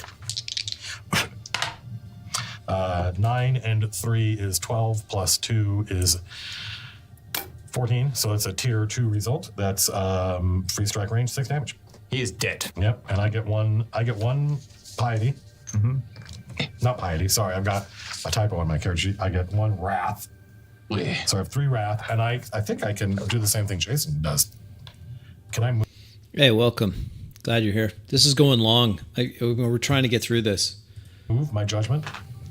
With Yes. my Oh, dice? yeah, you absolutely can. Okay, then I moved my I move my judgment to the one with the bow next to the devil. All right. and I moved my mark to the other guy. Hexed. Thanks. and did we change it so you can get the Took my turn. rider effect one more time per round? Yeah, so you actually, once per round, when you move your, Yeah. you can do it again. So the 4 one damage. that you moved it to does another 4 damage. Yeah. Oh. I'll write that down. First time each turn. Do we see like what's happening when this? Okay, that's what I wanted to hear. He's done this special move. Remember, every character, every player with their character has to be watching carefully, because as you use your heroic abilities and other things, then that gives you points. Not all the time. It's only if you do certain things. So Jason's asking an excellent question. Jason asked this question here. Let's listen to it. What do you mean? Oh, yeah. Because I did not have enough speed. Yeah. Okay, Throw it That's at good. Sorry. Let's get to it. No, I don't need this. 14, and I went back go on too my character far. sheet. I get 1 Jason asked a Can I really down important to the- question. Other guy. hexed. Thanks. And did we change it? Once per round, when you move your, Yeah. I'll write that down. Okay, here. first time each turn. Do we see like what's happening when this? Do we see what's happening? Now, in a cinematic game, I would say yes, that's a fair assumption. Do we see what's happening? Now, he has a reason for asking this. I've already explained the reason why. Listen to this response. What do you mean? Yes. Wait, You mean what do you see? Yeah, when it gets like moved around. Okay. Oh, I don't know that you see. I don't know. I think it's up to the player question mark to determine whether or not. I don't think it says in the rules whether people can see the mark. Actually, holy shit, I forgot. No, I didn't buy that. I was gonna say I didn't buy the vengeance mark. Oh, sorry, Max. This is a problem. Sorry, folks. Max has pointed out something. Let's try to split the difference. Sorry about that, Max. Okay, let's keep going. Question was, hey, so you do all this, what do I see? Right? There's a reason why he needs to know this. It's not trivial. Are you asking? Can you see that I judged that guy? Yeah. Yeah, I don't know exactly what it would look like when Diego judges somebody, but it's obvious. Wait a second. Dale took the time to understand what it is that it looks like. Why do you get a pass on it? It's just obvious that I'm focused on that guy now. Okay. Right, and he might say something. I don't know what he. I don't think Jago would say anything. He would just get angry. I think his eyes flash. Actually, I think his eyes flash green, like there's a light. But I don't know. But I don't know. Matt, you lied to me. You said that you were completely into this character. You just really got into it. This is your character's thing. Judging the enemies isn't this your big thing? Someone else does a mark, you do a judge. Why wouldn't you give that some thought? It's important because these other players, they're trying to figure out what it is you're doing. Oh, do I get to do this now? Oh, good. I get to add something to my character sheet because you did the thing. I hadn't thought about it. Little mote of green flame above their head. Green flame. I don't think it's that overtly magical. At least not for Jacob. It could be for another sensor. All right. So, new round. Are you done your turn? Yeah, I'm done. Yeah, I think I'm done. As loins are girded, Loin girding time. four more goblins emerge from the. Yeah, we all reset. Our. Everybody reset your. Yeah. Now you do have, by the way, in front of Jason, there are 5 hero tokens that we should make note of as well. That is a shared Another meta currency. We're now into round 2. pool that you can use. Now, there's a bunch of different effects that are listed on your cheat sheet, but you can generally use it to you can spend. Oh, Chubby, thanks for dropping in. The amount of hate that I've received for daring to criticize Matt Colville, who, by the way, where we just happened to pause it. Just take a moment. Ladies and gentlemen, what is Matt doing at the moment? And I just paused it because I saw Chubby Funsters on here, and Chubby's got a new game out. We're going to be talking to him a week today on this very channel. Appreciate you doing that for me, Chubby. That's a real solid thing you're doing for me. Matt is on his phone. Can we just take a moment? I just randomly paused this because I saw someone in the comments. And what is Matt doing? He is on his phone. 1 to reroll something. You can spend 2 to regain stamina equal to your recovery value without spending a recovery, and you can use it whenever you take damage. And you can also use them to gain surges as well. And spend 1 to gain 2 surges, which surges are used to boost your damage. Okay. Is it look like it's an emergency? Does it look like it's an emergency? Now these goblins come out. There are another. If it's an emergency, and I'm perfectly okay when players have an emergency happen in the middle of the game. It's never been a problem with me. I'm not like, oh well, that's it. You're out. Get out of my house. No, I've had emergencies. I've described some of the emergencies we've had that my friends have had during a game. I would expect if it is a real emergency, then he'd have to get up, leave the table. And no harm, no foul. These things happen, right? Anyway, I appreciate that you're trying to give him the benefit of the doubt, though. You know, that's good. It's good of you. There are 2 goblins with spears, and there's also 1 goblin that is wielding a knife, like 2 sets of knives as he comes out. And then there is a goblin who is carrying a chest over his head, and he's like yelling orders to people. And in Goblin, you hear him saying, if you want any of Queen Bargnach's treasure, you will stand and fight until all our enemies are dead. We must maintain the ritual until it is complete. That wordy goblin. That's bad. That means they're performing a ritual. We have to. I call foul. Matt's character does not speak the goblin language. That's already been established. Someone else's character speaks the goblin language. Matt told me in part 2 of this video, which I'm not looking at today, that they haven't been metagaming. What do you call that?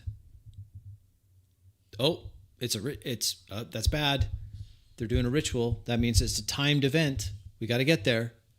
Okay, you don't speak the language of the monster that said this.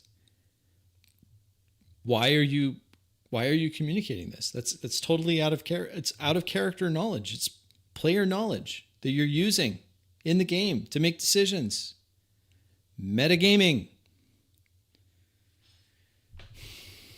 to stop it. A couple of choice words. Is that in what there. it means? Well, it means that it's live. It's happening right now. That there's like a number of rounds that we have to get down there and You stop say it that by. in Otherwise, Sketch? Violet dies. They do say that in Sketch. What? He's talking so much. Oh. Thank you, Dale. Dale's character doesn't speak the goblin language. So her response is just, why is that goblin still talking?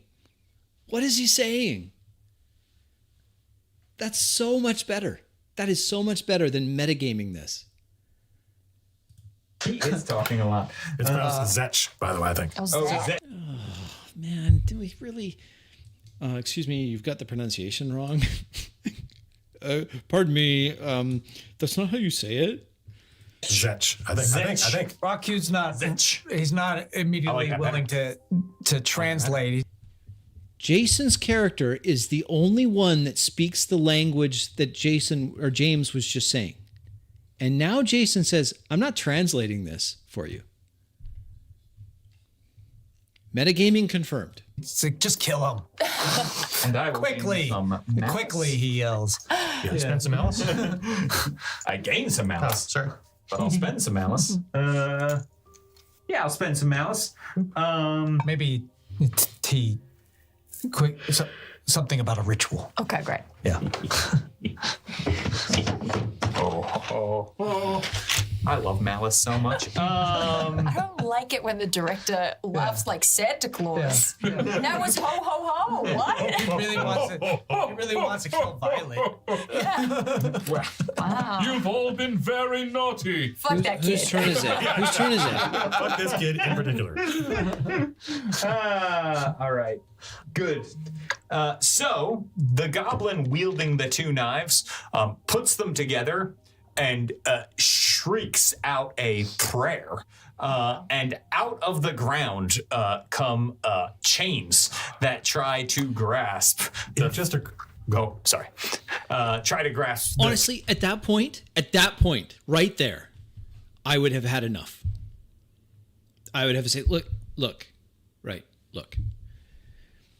I'm trying to teach you guys this game.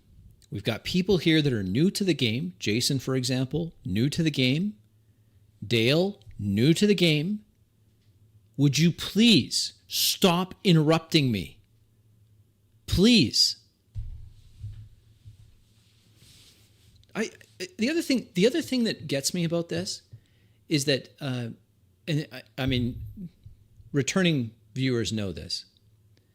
I post games on my channel where I'm a player and where I'm the game master, and you can see them, warts and all. They're not perfect. I'm not perfect. I don't have all the answers. Sometimes I get criticism on some of those games. Oh, I mean, you guys kind of interrupt each other. Even at the worst interruptions that we've had, when we were just new at this and we're like, hey, let's try to play a game and stay in character. Can we try that? Let's try it. And we were feeling our way through it, and we were making all sorts of missteps, and I was guilty of interrupting others and cutting people off, and they were talking over one another as we were trying to do this, and we were all doing this online, which is more difficult than doing in person.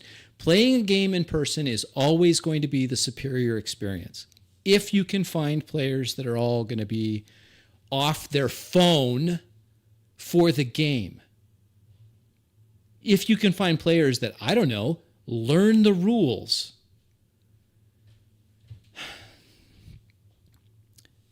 At our worst, and it was bad, at our worst, did we have anything approaching the amount of talking over one another, interrupting each other's turns, any of this? I would challenge you, those of you that are brave enough, to watch some of our early games. And then watch this. And I'll expect your apologies. Thank you. Three closest foes, which look like it is you, and you, and you. Me? Yeah, you.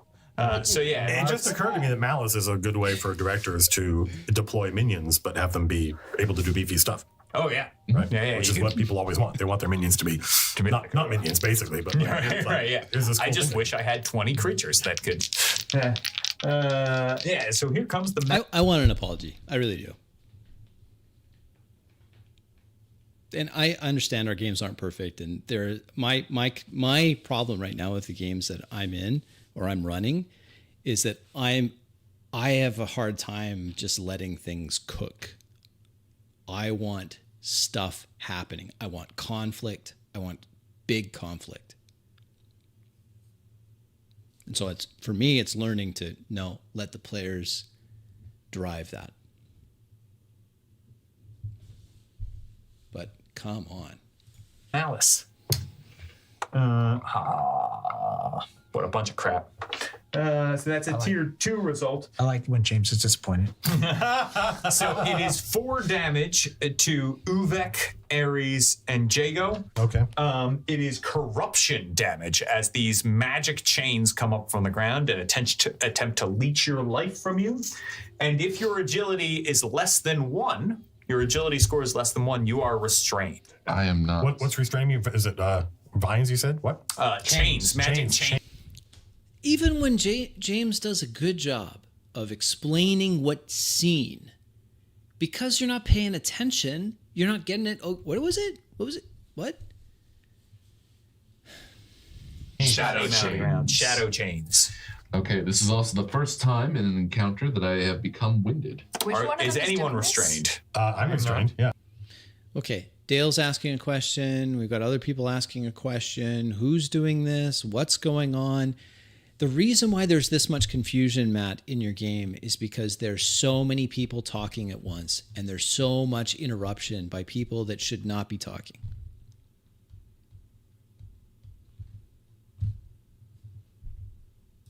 Yeah. And how long am I restrained for? You are restrained, save ends. Got it. Is that this guy? That is this. Yep. I like the way they did. I think you guys have the same thing on your sheet. The way they did conditions here, where there's a short list of conditions, and then they have a checkbox. Are you? Is it ended? That Is it was- ended Oh, turn? it's That's a Geordie. That was a Jordan. good, I like it. Kelsey and I Jordy came Kelsey. up with that. Yeah. I like it. I gained 1 rage. Wonderful. 1 rage. Do you get it at the beginning of the round, Or are or you choosing to go now? The first time in an encounter I become winded. Oh. I get it. Wow, Yeah. nice. That's cool. Nice. Let's see. Anything Okay, else? so I've this got goblin's a little gonna bit to play with here. Yeah, and then this goblin is going to go move back. Where's he going? Is he the one that summoned the chains? Yeah, he's the one that summoned the chains.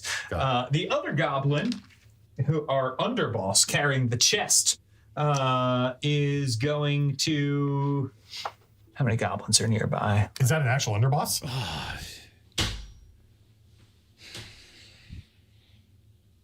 I was screaming at my screen, my video screen here, my monitor, when I watched the second part of this. And Matt, again, when you said, Matt, well, we haven't been metagaming. And the reason why that upset me so, fragile as I am, was because of this sort of thing. Oh, is that an underboss? Oh, an underboss? And then we'll listen to what he says next. That is an underboss. Oh, are these? Is this the actual underboss mini? Is that what you're asking? No, I'm just saying. Yeah. I'm asking. Oh wait, are some of these non-minions? Some of these are non-minions. All right. And then Finally, something I can test my strength against. Jago doesn't say that's Matt.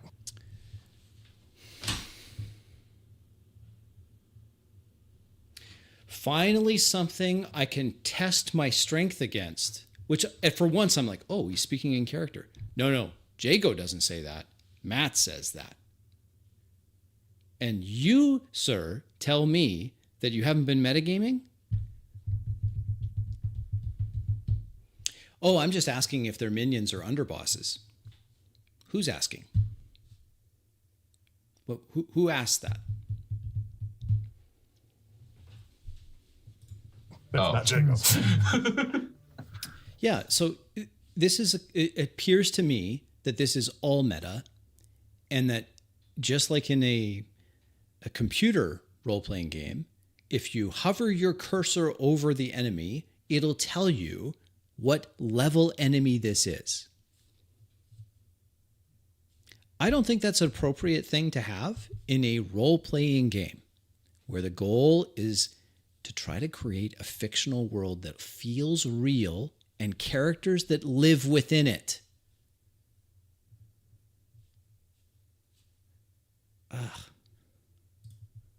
Right, not you. Is going to use Get Reckless. Named move. Everybody cut loose. This is such a great game. Can we just play this game for a minute? It's so awesome.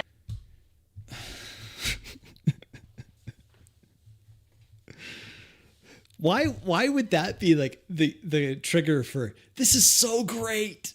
This is so great. Get reckless? Oh yeah. Get reckless. Oh man. And all the goblins are like renewed. Their vigor is right as they look like they're gonna have an edge on strikes now because they're fighting ferociously. Can I ask, what does it look like for a goblin to look like they're gonna have it? You know what, Dale? That's a great question. Again, something I think could be handled before the game session, or ideally in a session 0 where we're all kind of getting a feel for these characters and how the world works and conditions. This idea that, hey, what does it look like when they do that?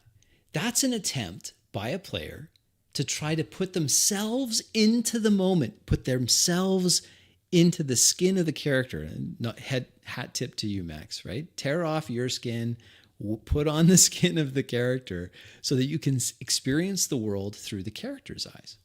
What does this look like? It's a great way to just, in the back of your head, if you're interested in staying in character, to just have that. What does this look like? Now, I prefer you don't ask that out loud as an out-of-character question, but hey, you know what? We'll take what we can get as we move along the scale towards trying to play role-playing games with more role-playing. I think Dale's got a great point here. Let's hear. An edge on strikes. They look like they're feral and hungry. One more. Yeah, like what does that look like? They have an edge on strikes. Here's my take on this, Dale. Either it doesn't look like anything, in which case it happens in the background. They're just, oh, these goblins are ferocious. Look at them. Or it does have something that is, it has a visual cue. Something happens. I think it's a great question.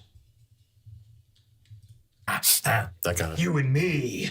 Pulls out a sword, chest over one hand. That feels like a mistake. And is going to use sword play. Well, I mean, did you see what he did the last goblin? No, twice. He didn't see it. That guy didn't get to see it. No, yeah, he just ran out the steps. He just thinks it's a weirdo with 4 arms. Yeah, he's not wrong. Yeah. Now, that one doesn't have a weapon. Yeah.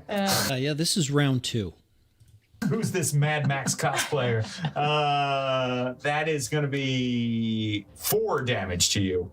4 damage. Well, he uses an action in my null field, so that gives me discipline. Oh my god. And then because my discipline is 4 or higher, I get a surge. Jesus, Jordan's got a lot of discipline. And then I'm going to use an inertial shield to reduce that to I'm by writing 2, these so down. I'll take 2 I was damage. writing it down. Tokens.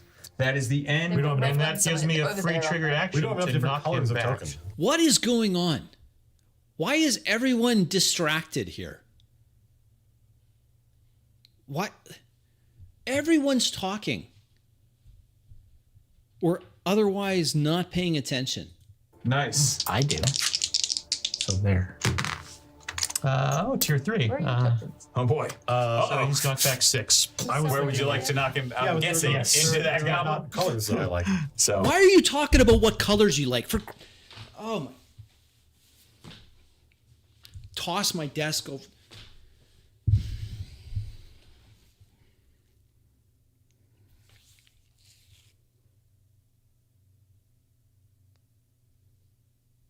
Keep in mind, as calmly as I can say this game needs the attention of every participant in order for it to mechanically function. 5 damage I want to each of them. Jordan's using my color. And I was like, oh, I don't want this one. I'll just I try don't it. like that's any of one the of the colors. new- I just Gray write it. I just write Great. it. Keep track in pencil. All right. You fool. End you of made the- the first mistake. You stepped through the manifold instead of between the manifold. Rookie mistake. End of the goblin's turn. So any hero now can go because it is a new. Is that one squad of goblins that went? Got to know how many goblin squads went, right? Because we're not going to metagame. Heaven forbid I metagame.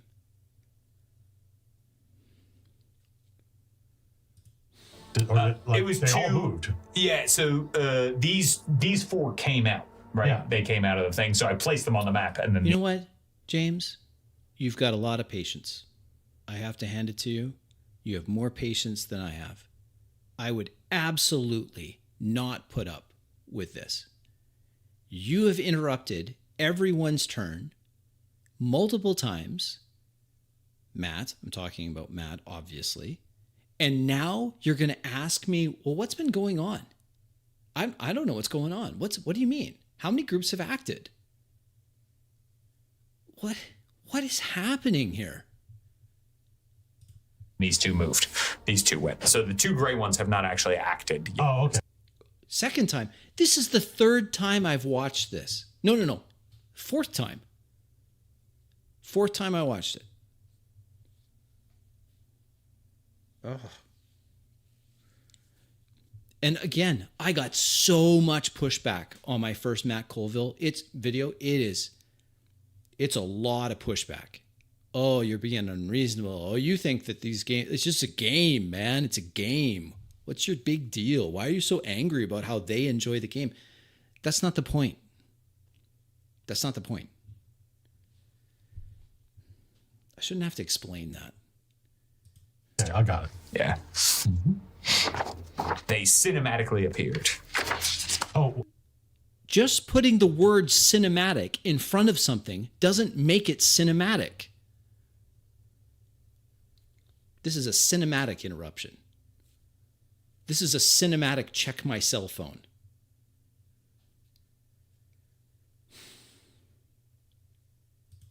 I have a question. No, never mind. Like the Honestly, dude.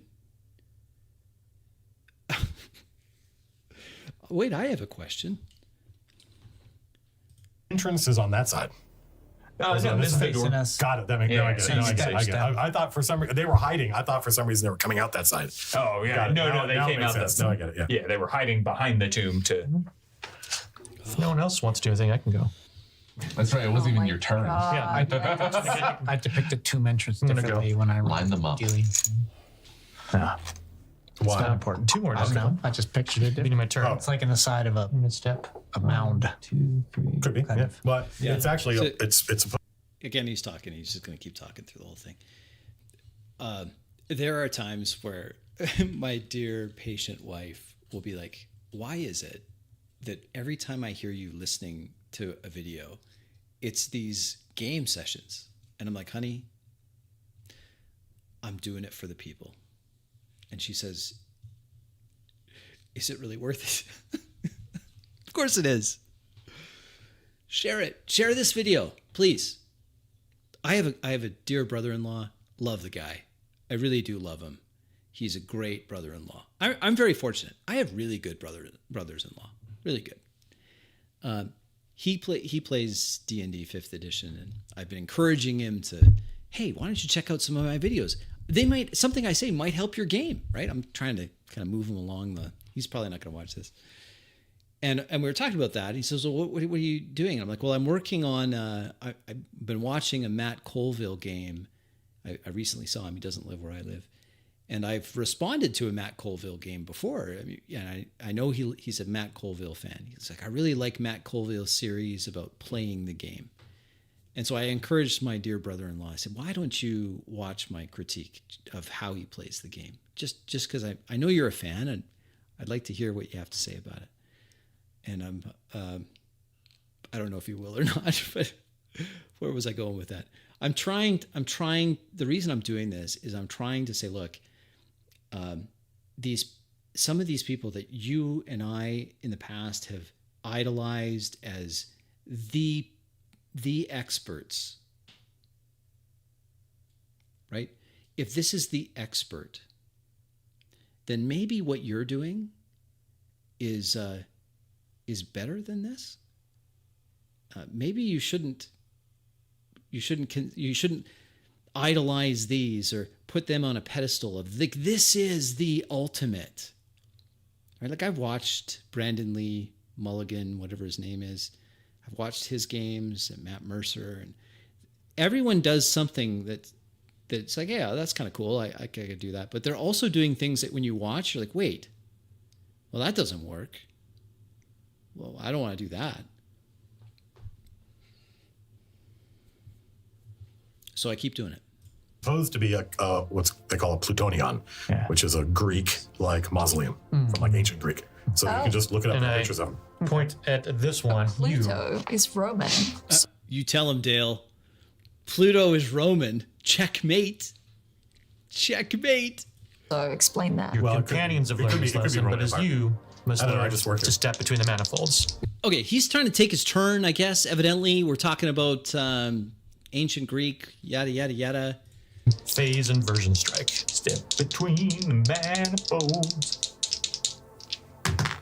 Oh, it's only tier 1. So that's 6 damage. 6 damage. He teleports there, and he's pushed 3 into that golem. Okay. So that's the...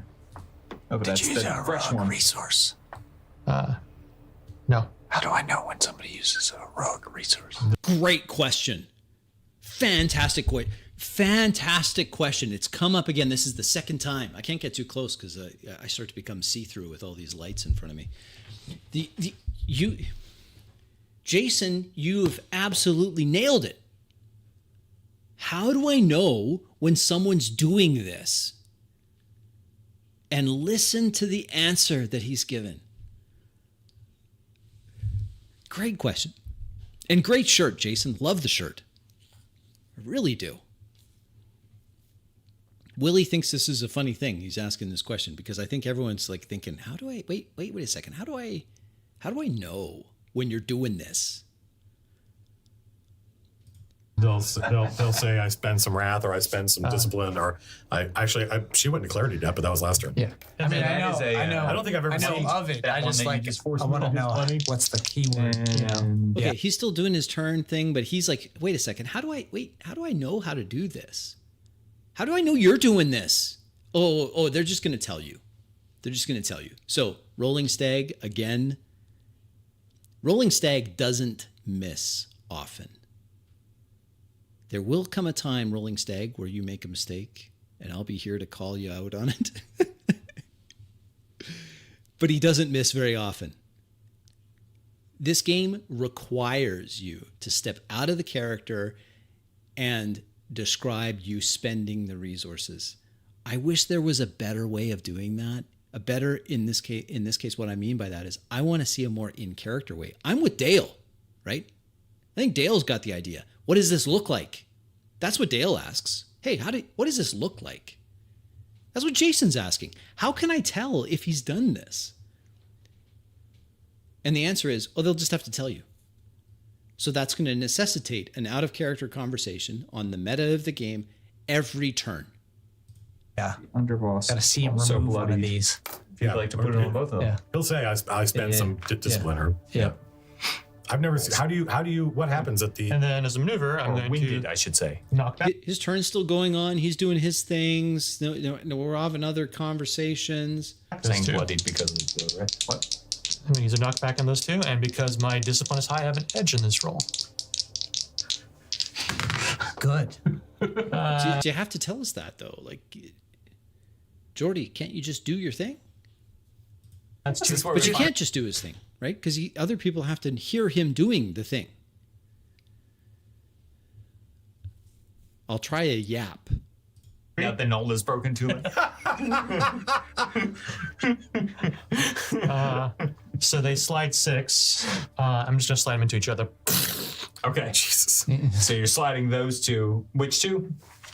He slides 6 into him, and he slides 6 into him. So for the viewers, how do you calculate damage when you slide somebody or you force move somebody into an immovable object or another object? So if two things collide, two creatures collide, they each take. And nor should you tolerate this. I'm glad to hear that, Chubby. Right? This is not the way. And I had a rant earlier about how in some of our games, we have a little bit of talking over one another. It happens. Sometimes people get skipped. They get interrupted. Nothing approaching this. Damage equal to the force movement that they have left. You stop moving. Very straightforward. Right? So like, if, hey, I force move you 5, but you move 1 and then into another creature, they both take 4. Yep. Right? Cool. If you move into an object, then the creature takes whatever that damage is they would take if they were moved into another creature, +2. +2. Okay, that's I remember the +2. Yeah, okay, got it. The bloodied, this one dies, and that one is now winded. Yeah. Whew. Is there a position you'd like me to be in? I'm not gonna be able to do any sort of fun charging at this point. So you can be wherever. Why not? Why can't you? I just have to make sure that the enemies are lined up, and then I can do fun. Why are you asking that? Is it your turn?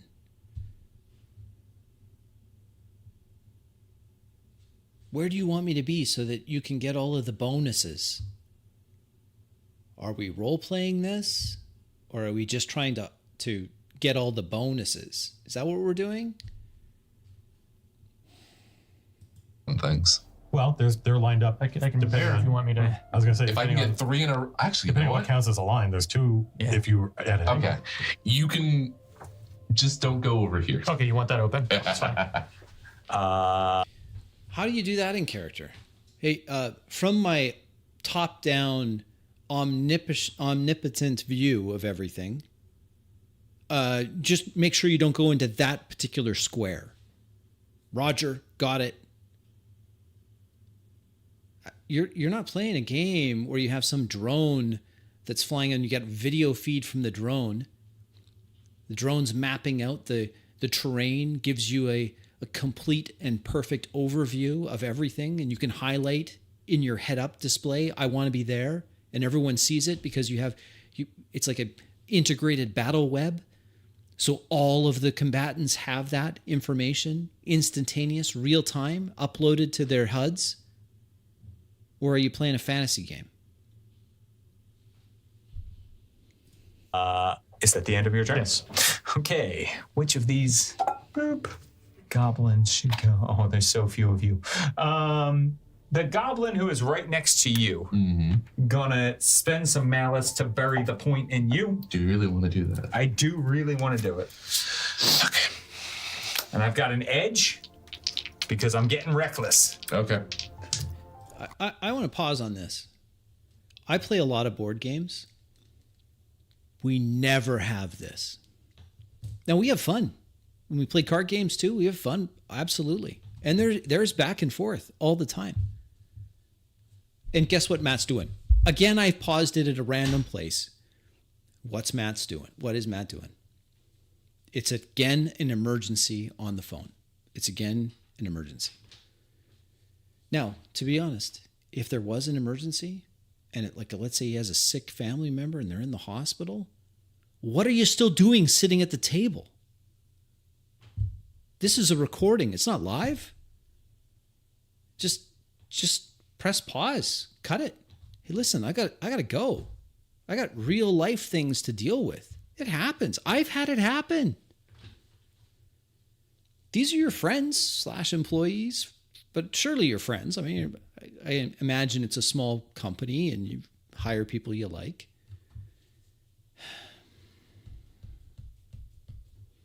Again, I'm pausing it. And again, look at what's happening. Favorite board games? Oh, man, I got a ton. Heat, Pedal to the Metal, a lot of fun. I like the Dominion deck building game. That's a fun game. Love Seven Wonders. Castles of Burgundy, great. What other ones? There's so many. I've got a huge... what I should be doing is I should be doing this kind of wall, right? Show my gaming cred behind me.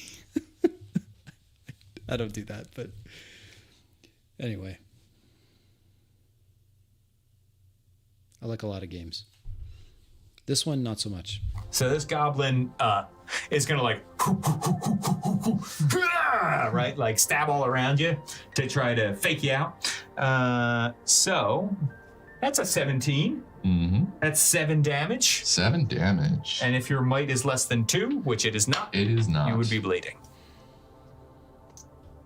Don't do that. Put that down. And then because my goblin doesn't provoke opportunity attacks, gotta run away. This makes me sad, James. I would prefer a high trust game. In a high trust game, you as the quote director, you don't need to justify, oh, well, this guy, I can move this here and you don't get an attack of opportunity because I have this, and we just trust you. I prefer high trust games. Oh, yeah, Dune's a great game. I have Dune Imperium, great game. Love it. Really good. Are you here for your last? And another game that I like a lot, like Dune Imperium, Terra Mystica, great game. Really like that one. I've played some Root. I need to play more Root. Root's good. What other ones have I played recently? I like Wingspan. Wingspan's good. The Dragon one is good too. I like that one. Anyway, there's lots of good games. Great games. Just picked up, what is it? It's another deck building game. It's actually surprisingly fun. It's called Star Realms. Great game. Really liked it. It was good. Star Realms is good. Similar to Dominion in that you're buying cards, but there's more interaction between the two players. And it has this interesting mode where the two players can form a group, and then you try to conquer another faction. It's good. Yeah, Star Realms is a good game. Oh, I'm glad you played it too, Bacon. It's good. But yeah. Oh, Guillotine. I like Guillotine. I've played Guillotine a lot. It's fun. You have all the expansions? I don't have all the expansions yet. I have Frontiers, the base game, and I have Colony Wars. They're good. Frontiers is fantastic. Totally changed the game for me. Really like it. Yeah, I haven't... The Root RPG, I'm tired of playing... I don't resonate very well with like playing the woodland animals. But anyway, we should talk about board games one day. Just have a chat, hang out, talk about board games. Anyway, let's go back to this. We got to finish this off. Matt's on his phone still. Yeah, that's how they roll. They're crafty. Actually, do I have... I don't like that. Why are you counting? But listen, have you considered an anthropomorphic animal, sort of, maybe not anthropomorphic so much, but you have opposable digits, stuck in a well? Have you considered being stuck in a well? Oh boy. The end of my turn, by the way. 1, 2. That still has to be one of the worst game sessions I've ever watched. That was, and believe me, I've watched some bad ones. I've watched ones that I haven't even made a video on because I'm like, I don't know, maybe this is too mean-spirited of me. What time was it? Okay, I think I might have a plan. All right. No, we're not going to make it to the end of round 2 before this is done. Yeah, I would like to take my turn, I think. Go for it. Go for it. Cool. So roll 1d3 for rage. The rage. Beautiful. I am at 6 rage right now. Ferocity. Ferocity, excuse me. It says rage on your sheet still because we haven't updated it yet. So it goes. I have a lot of speed, as it were. So 1, 2, 3, 4, 5. Did you catch up with it? Oh man. And then what happens is I see these people in other like big games. They're going to Gen Con and people are going to spend money to see them play live. Like, why would you do that? Oh. I tell you what, if I could stand the smell of such events and I went to watch one of these live games, I would be the worst audience member. They'd have to drag me out. I'm sure they'd kick me out right away. Because what would I be yelling? I'd be yelling at the top of my lungs, "Why are you talking? It's not your turn. Whose turn is it?" That's what I do. I just go there and they do.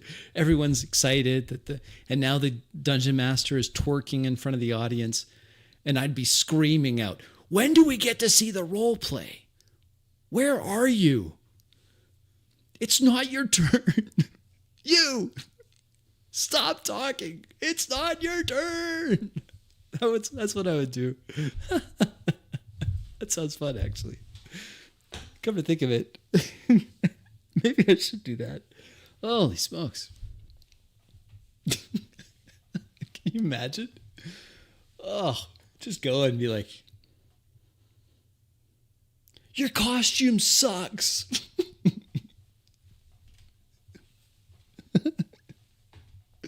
"How much did you get paid to do this?" Oh, man. "Can someone else take a turn? Why is the dungeon master still talking?" 6. Just going after him. Yes, I am. And what I can do is Absolutely. The camera would have to go there. "I'm sorry, we're having a disturbance in the front row." It's a rather disgruntled audience member. I'm sitting there. Oh. Or you go to like the panel questions afterwards, and you just say like, "All right, so can we just recap what happened in this 3-hour session that we just sat there through, where you spent 2/3 of it doing nothing?"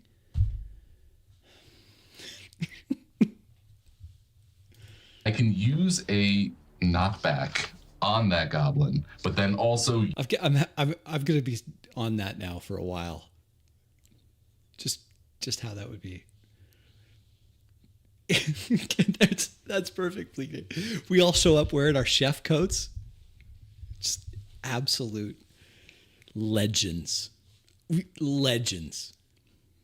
Oh yeah, there was a disturbance today in Gen Con as 5 nerds showed up dressed as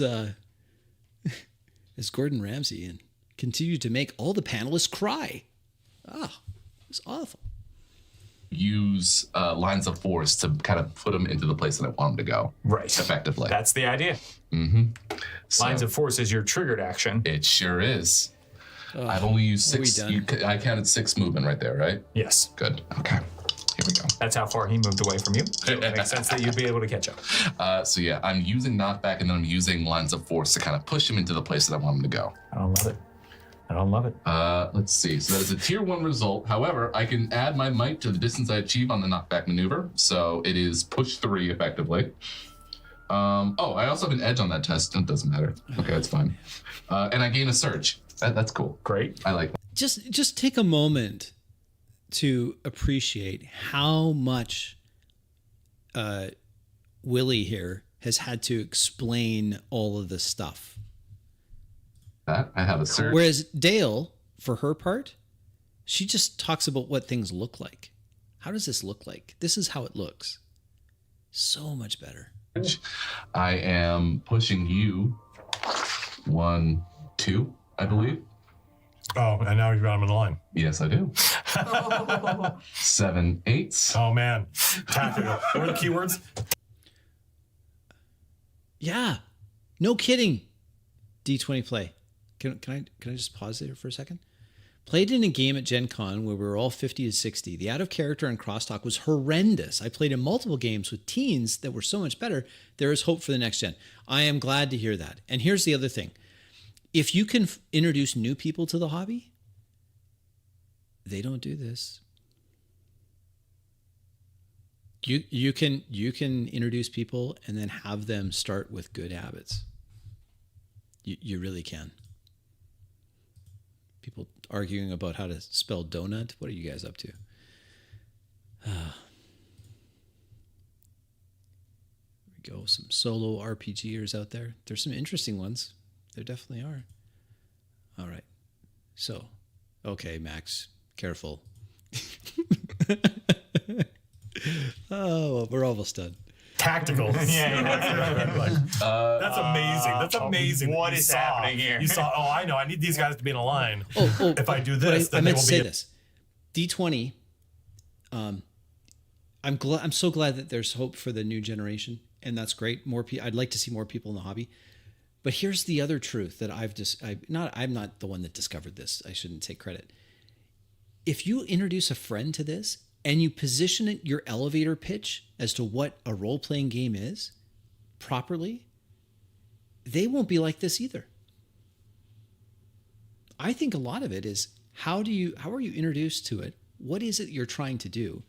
When you position the hobby in such a way that it encourages them to experience role-playing as intended, you can have I had a surprisingly good player, my buddy Lauren.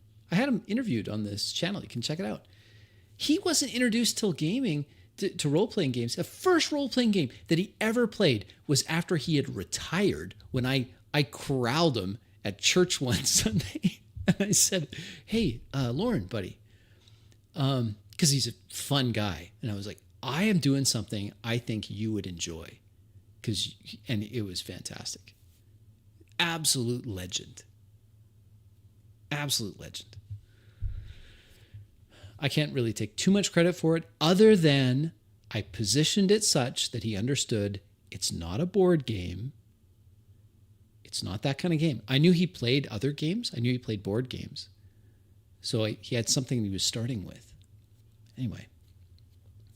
Yeah, her mom. Thank you, Then. Thank you. Virginia D. I don't know what her last name is. Virginia D. Absolute fantastic. Still has one of the best descriptions of what the intent of role-playing games is. Ginny's grandma, Virginia. No, I think she's named after Anyway, Ginny's grandma is a treasure. She must be protected at all costs. Absolute legend. Yeah, a I will diagonal make line. them be Yeah, I was like, that's Wow. The keywords are tide of and death, nice. as it were. Nice. Tide of death. Yeah. Oh, I think I know what this one does. Why are you still talking, Matt? Why are you still talking? So I move up to my speed in a straight line, and I don't treat enemies. And what a legend she is. Man, oh man, Virginia. I want to see Virginia D on t-shirts and mugs. Maybe with a little tagline. We'll have to workshop it, but the tagline could be something like, you don't know roleplay like Virginia knows roleplay. Oh, she's fantastic. Yeah, one day she will, and she'll be like, you wouldn't believe what I found when I read the book of the game that I've been making my livelihood telling you about playing. See, so much simping in this. Squares is difficult terrain for this move. And I can end my move in a creature's space and then move them into an adjacent unoccupied square. I make one power roll that targets each enemy whose space I move through. And the last target... Willie, I just, like, my eyes glaze over when you start reading the whole rule book out to us. You damage takes extra damage equal to your might score for every free strike you trigger during that move. Cool. So, which means I'm going through this one. It's gonna provoke a free strike. Or a trigger or an opportunity attack. Opportunity attack. I'm going through this one, and I'm ending in this one's space, as it were. And do you push him out of the way? Is that Oh, Matt. Okay, Matt reminds me a lot of Jerry. Do you remember Jerry? You're going to find Jerry at every convention. You remember Jerry. Oh, Jerry. Matt's like Jerry, but worse. that part of the movement? Yep. So you will take 1 That's damage incredible. from the free strike you triggered. That's fucking incredible. 1 damage. Okay.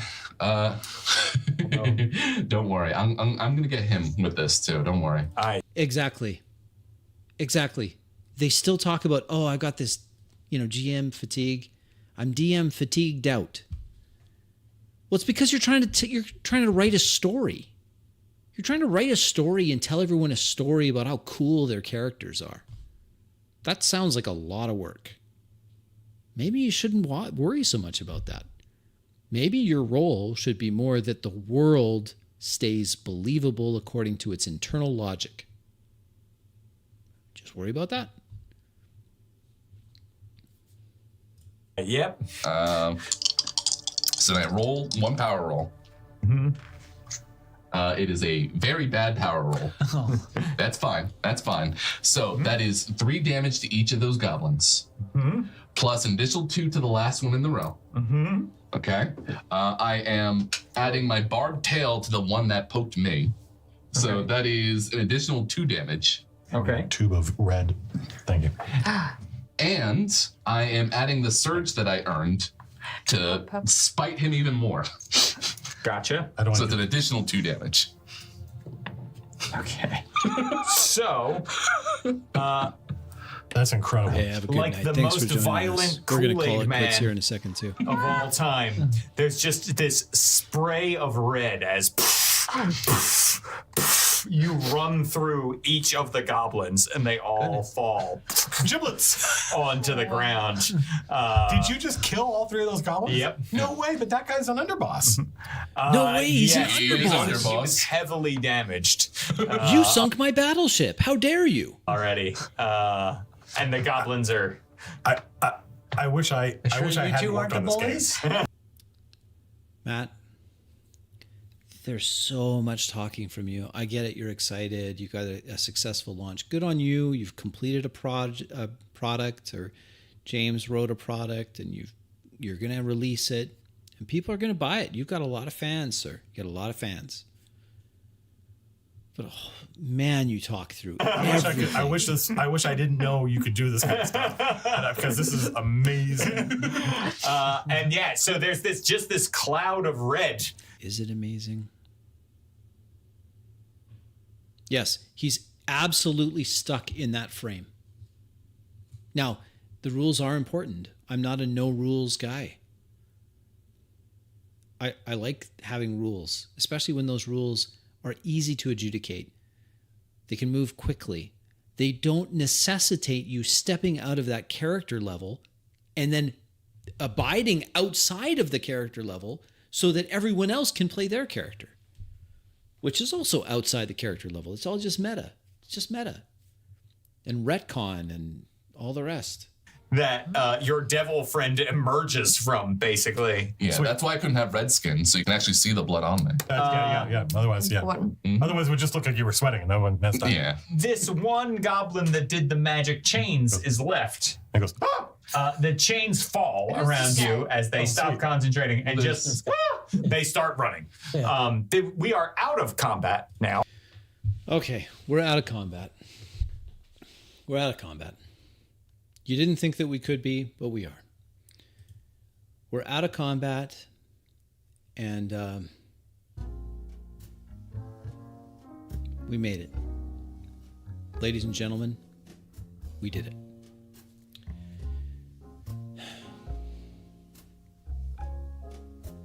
I keep coming back to this. Matt says in his next session, we're not metagaming. That's all I could see. That's all it was. That's all it was. Now, there were some bright spots here and there. I appreciated that the new player, Jason was asking questions. Okay, what does this look like? How do I know? What? Those are all great questions. I'm glad Jason was asking that. And we had Dale, who was describing what things look like. And she started off with that. That's a strong start. I like that. Again, the elephant in the room, as with the first video that I watched 8 months ago, not quite, 7 months and a bit ago, of Mr. Colville's game, is still Mr. Colville. He talked through everyone's turn. He interrupted they call them the director, interrupted the director, interrupted other players, asked other players out of character questions, metagamed through the whole thing, and then would say how awesome everything is. Oh, that's so cinematic. If you truly want a cinematic experience, you're going to do what Dale is doing. She's thinking about how things look and describing what they look like. It's a better way of doing it. But we did it. Lady and gentlemen, I don't know how many women watch these. My dear wife does. Thank you so much, honey. I mean, you're absolutely the most supportive wife on the planet, sitting through all of these. Every one of them. In real time. Thank you so much for joining me. We got some things coming up. I've got games coming up. Encourage you to check them out. Warts and all. Please come check them out. Also have an interview, a conversation with Mr. Chubby Funster. Excited about that. That's going to be great. That's a week from today. Going to have a good conversation about his product that he's rolling out and talk about that. How a dirty role player like me could use it. Super excited for it. I hope that you've gotten something from this. I enjoy doing these with you, these unsolicited advice. It's fun to do. Appreciate everyone that joined me live in the comments. Really appreciate it. And those that watch it on the replay, I recommend double time speed, at least. Really appreciate you. I am absolutely shocked that there's 600 of you out there that are watching or following me along as we do these. I look forward to seeing you on future ones. Have a wonderful evening. I will very much look forward to your company on the next one. Until then, I have to just say, don't be like Matt. And with that, have a wonderful evening. God bless. I'll catch you on the next one. Good night.